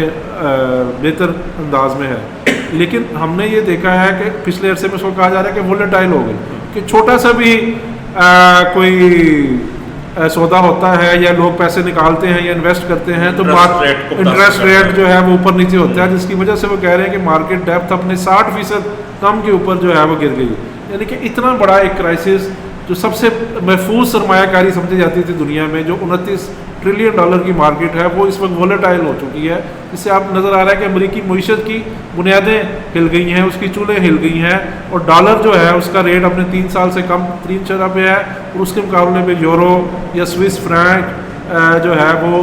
یہ جاپانی ین ہے وہ اوپر جا رہے ہیں. تو اس سے نظر آ رہا ہے کہ ایک تو امریکی معیشت کی بنیاد. دوسری جو ہم کہہ رہے ہیں کہ دوسری جو چیز ہے کہ امریکہ پوری دنیا میں سیکیورٹی گارنٹر کے طور پر موجود ہے، اور دنیا میں جو مسئلے موجود ہیں، جو دنیا میں تنازعات موجود ہیں، اس کی بنیاد بھی پھر وہی سیکیورٹی گارنٹی تھی کہ اگر وہ جاپان کو امریکہ کی سیکیورٹی گارنٹی ہے یا جنوبی کوریا کو، تو اسی کے نتیجے میں وہ ورلڈ آرڈر بنا ہوا ہے نا، کہ ان کا تنازع چین کے ساتھ یا شمالی کوریا کے ساتھ بنا ہوا ہے. ورنہ کوریا کے لوگ کیوں ایک دوسرے کے دشمن ہو گئے تھے؟ وہ امریکی سامراج اگر پیچھے نہ ہوتا یا سامراجی طاقتیں نہ ہوتی تو کوریا کی وہ جنگ ہونی ہی نہیں تھی. اسی طرح جو جاپان کا تنازع ہے، اسی طرح مشرق وسطیٰ کے اندر جو اسرائیل اگر آج موجود ہے تو وہ امریکی سامراج کی پوری پشت پناہی سے اور حمایت سے موجود ہے. امریکہ اس کو اسلحہ دے رہا ہے، اس کو مالی امداد دے رہا ہے، اس کو پوری دنیا میں سفارتکاری ہر چیز دے رہا ہے. اگر امریکہ وہاں پہ موجود نہیں ہوتا اس کی گارنٹی کے طور پر اور گارنٹر کے طور پر، تو اسرائیل کی ریاست تو وہاں پہ رہ ہی نہیں سکتی، جس کے چاروں طرف عرب ریاستیں ہیں اور ممالک ہیں، تو وہ ختم ہو جائے گا. ایون پاکستان کی جو ریاست ہے وہ بھی سیکنڈ ورلڈ وار کے بعد اسی ورلڈ آرڈر کے اندر تخلیق کی گئی. تو اس حوالے سے ہم کہہ رہے ہیں کہ پوری دنیا میں جو سیکیورٹی گارنٹیز کا ایک آرڈر بنا ہوا تھا، پوری دنیا میں جو تنازعات کا ایک آرڈر بنا ہوا تھا، وہ بھی اس کی بھی بنیادیں ہل گئی ہیں، اور وہ اب ایک نئی شکلیں اختیار کرے. جو جاپان کوریا کے چین کے ساتھ مذاکرات ہیں، یا جنوبی ایشیا میں انڈیا کو ایک چائنا کے مقابلے میں امریکہ لے کے آ رہا ہے، لیکن دوسری طرف انڈیا اور چائنا کا آپس میں بھی تجارت ہم دیکھ رہے ہیں کہ بہت زیادہ بڑھ رہی ہے. اسی طرح یورپ کے اندر. اچھا، اب اس ساری گفتگو کو اگر ہم کنکلوڈ کرنے کی طرف جو ہو جائیں تو ایک کرائسس ہے، پولیٹیکل، اکنامک، سوشل، کلچرل، ہر جگہ کرائسس ہے. تو اتنے اس بلیکنس کے اندر، اس انتشار کے اندر، مجھے تو یہ ویسے لگ رہا ہے جیسے 3rd-4th سینچری AD کے اندر رومن امپائر اور غلام داری جب کولیپس کر رہی تھی تو اس وقت جو دنیا کی صورتحال تھی اس سے کوئی ملتی جلتی چیز جو ہے لگ رہی ہے. تو ایسے سارے انتشار اور کیوس اور ڈیٹیریشن کے اندر امید کی کرن کیا دیکھتے ہیں؟ حل کیا ہے؟ امید کی کرن کیا ہے؟ امید کی کرن یہ ہے کہ مزدور طبقہ پوری دنیا کے اندر آج تاریخ کی سب سے طاقتور ترین پوزیشن کے اندر موجود ہے. آج چائنا کے اندر کروڑوں کی تعداد میں مزدور طبقہ موجود ہے، امریکہ کے اندر بہت بڑی تعداد میں مزدور طبقہ موجود ہے، یورپ کے اندر مزدور طبقہ موجود ہے، جو کہ اس ساری صورتحال کو دیکھ رہا ہے اور جس کے پاس فیصلہ کن جو ہے اقدامات کرنے کی صلاحیت ہے کہ اس نظام کو کوئی بدل سکتا ہے، اس ساری خون ریزی کو، جنگوں کو ختم کر سکتا ہے اور فیصلہ کن انداز میں سماج کو تبدیل کر سکتا ہے، تو وہ مزدور طبقہ ہے. اور اس حوالے سے ہم دیکھتے ہیں کہ جو امریکہ کا مزدور طبقہ ہے وہ آنے والے دنوں کے اندر کس جانب حرکت کرنے کی طرف جائے گا. چین کا جو مزدور طبقہ ہے، جہاں پہ ہڑتالوں کی تعداد بہت تیزی کے ساتھ بڑھتی چلی جا رہی ہے اور جو اجرتوں میں اضافے کے لیے اور وہاں پہ اپنے حقوق کی جدوجہد، وہاں پہ تمام تر ریاستی جبر، تمام تر جو پارٹی کی ڈکٹیٹرشپ ہے اس کے باوجود بڑھتی چلی جا رہی ہے، اس میں شدت آ رہی ہے. انڈیا کے اندر ہم نے دیکھا کہ مزدوروں کی ہڑتالیں 25 کروڑ مزدوروں نے وہاں پہ ہڑتالیں کی ہیں آل انڈیا لیول کے اوپر. اسی طرح یورپ کے اندر ہم دیکھتے ہیں کہ لیبر موومنٹ، اور اس کے حوالے سے ہم دیکھتے ہیں کہ ان کے اندر ایک تحرک نظر آیا. امریکہ کے اندر ہم نے دیکھا کہ پچھلے کئی دہائیوں بعد، بلکہ ایک لمبے عرصے بعد، امریکہ کے آٹو ورکرز نے ایک ہڑتال کی، اور امریکہ کا وہ سب سے بڑا جو یونین لیڈر ہے شان فین، جس نے یہ کہا کہ 2027 میں امریکہ میں ایک جنرل اسٹرائک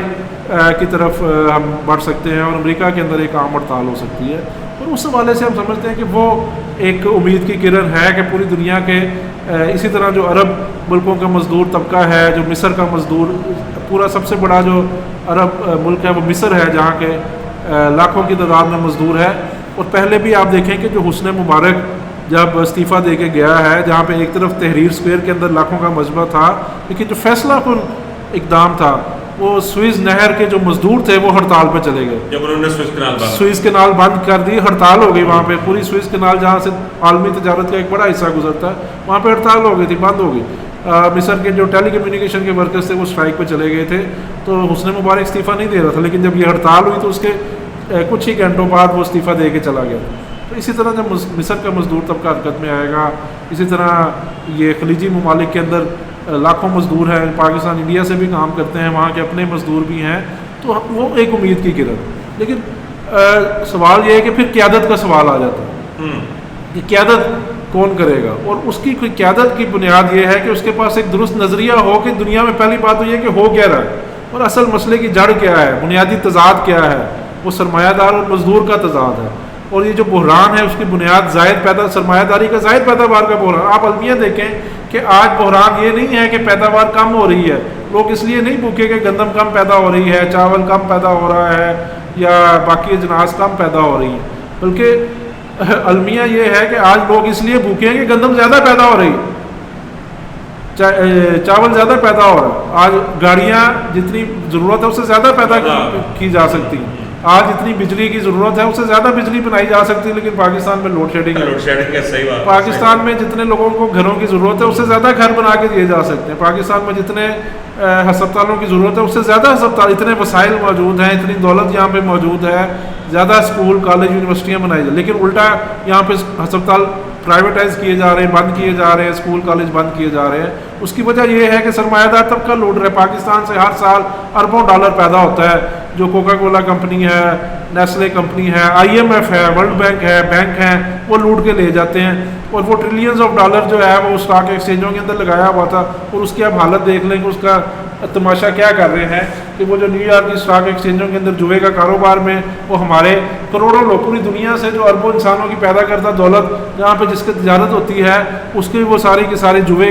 کاروبار تھی، وہ سودی سارا اس میں لگایا ہوا تھا، اسپیکولیشن تھی، اور وہ ڈوب رہے ہیں. وہ ایک بندہ ہے ایلان ماسک، اس کے پاس 500 ارب ڈالر آ گئے ہیں، بل گیٹس کے پاس آ گئے ہیں، امیر لوگوں کو، اور باقی دنیا جو ہے وہ بھوکی ہے. تو یہ بالکل ایک irrational دنیا ہے اور اس کو بدلنے کی ضرورت ہے، اور مزدور طبقہ اس کو بدلے گا. اور وہ کمیونزم کا نظریہ ہے. کمیونزم کا نظریہ یہ کہتا ہے کہ جو وسائل ہے ان کو عوامی ملکیت میں لیا جائے اور وہ سب کی ضرورت کے لیے پورا کیا جائے. کہ چند لوگوں کے پاس کیوں ہزاروں ارب ڈالر آ گئے کہ جو امیر لوگ ہیں ان کی دولت کئی گنا زیادہ بڑھتی چلی جائے. امیر لوگ خاص ہی قسم کی کوئی محنت کرتے ہیں کہ جو باقی لوگ نہیں کر پاتے. ان کی جو ذہانت ہے وہ تو سمجھ، یہاں پہ یہی کہا جاتا تھا کہ بڑے ذہین ہیں امریکی. امریکہ کے پاس جو حکمران ہیں ان کے پاس بڑی پلاننگ ہے. وہ پلاننگ دیکھ لیں آپ،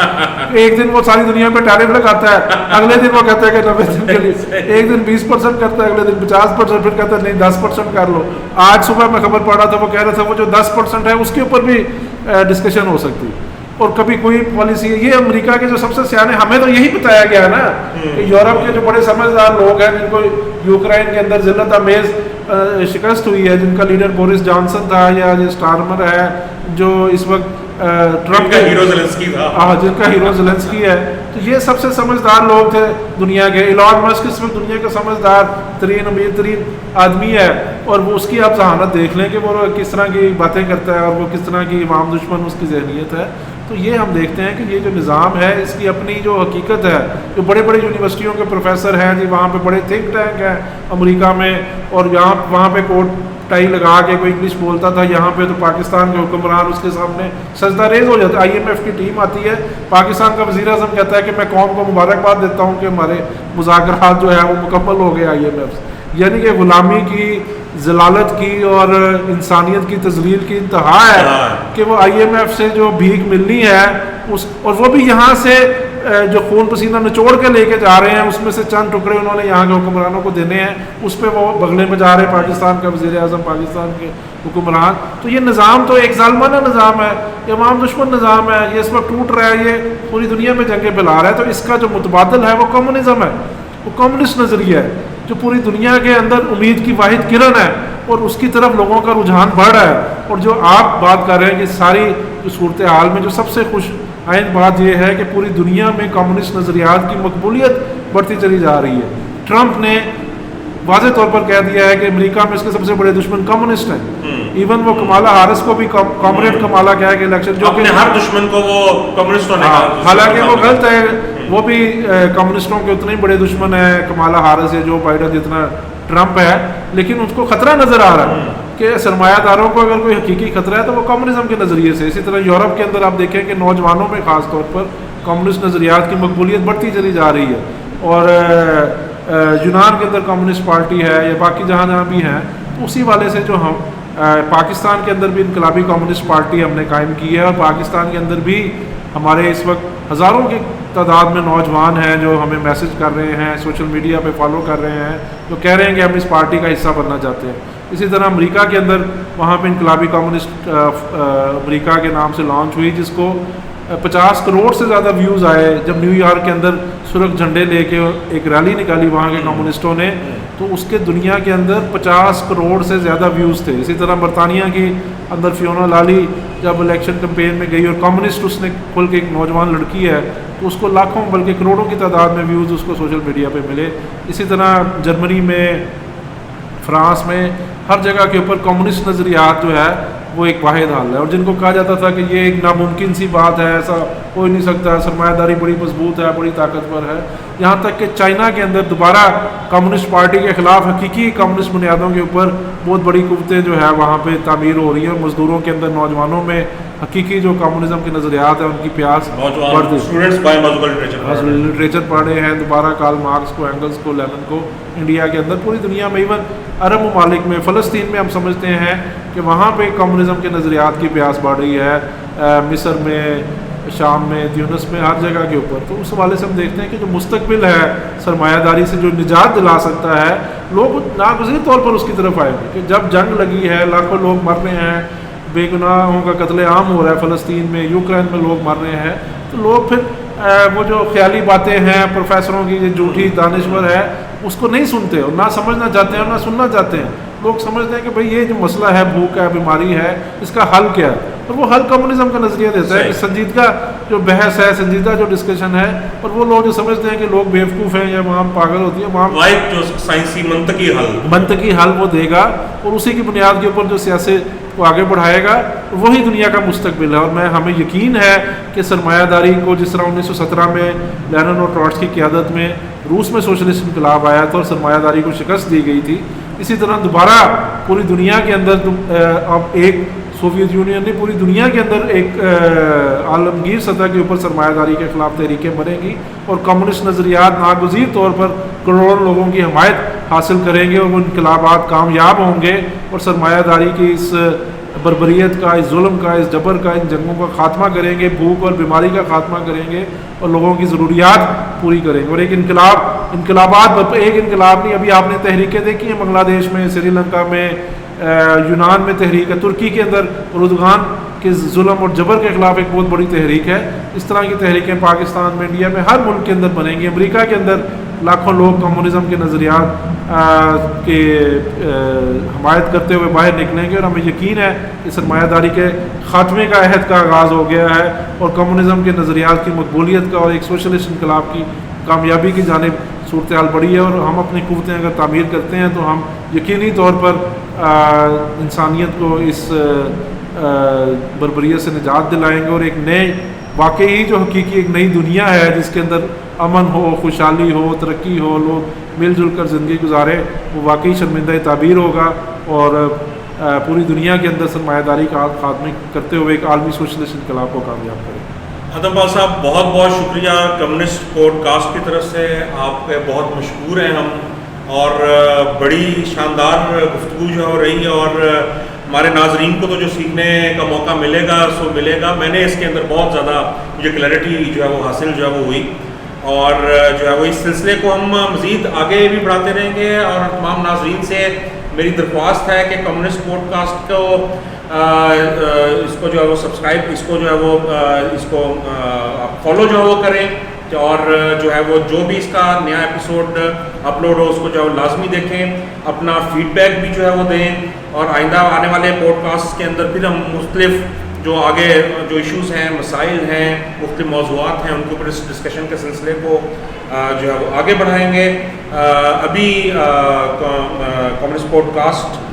کے طرف سے جو میزبان ہیں مجھے اجازت جو دیجیے. لال صاحب.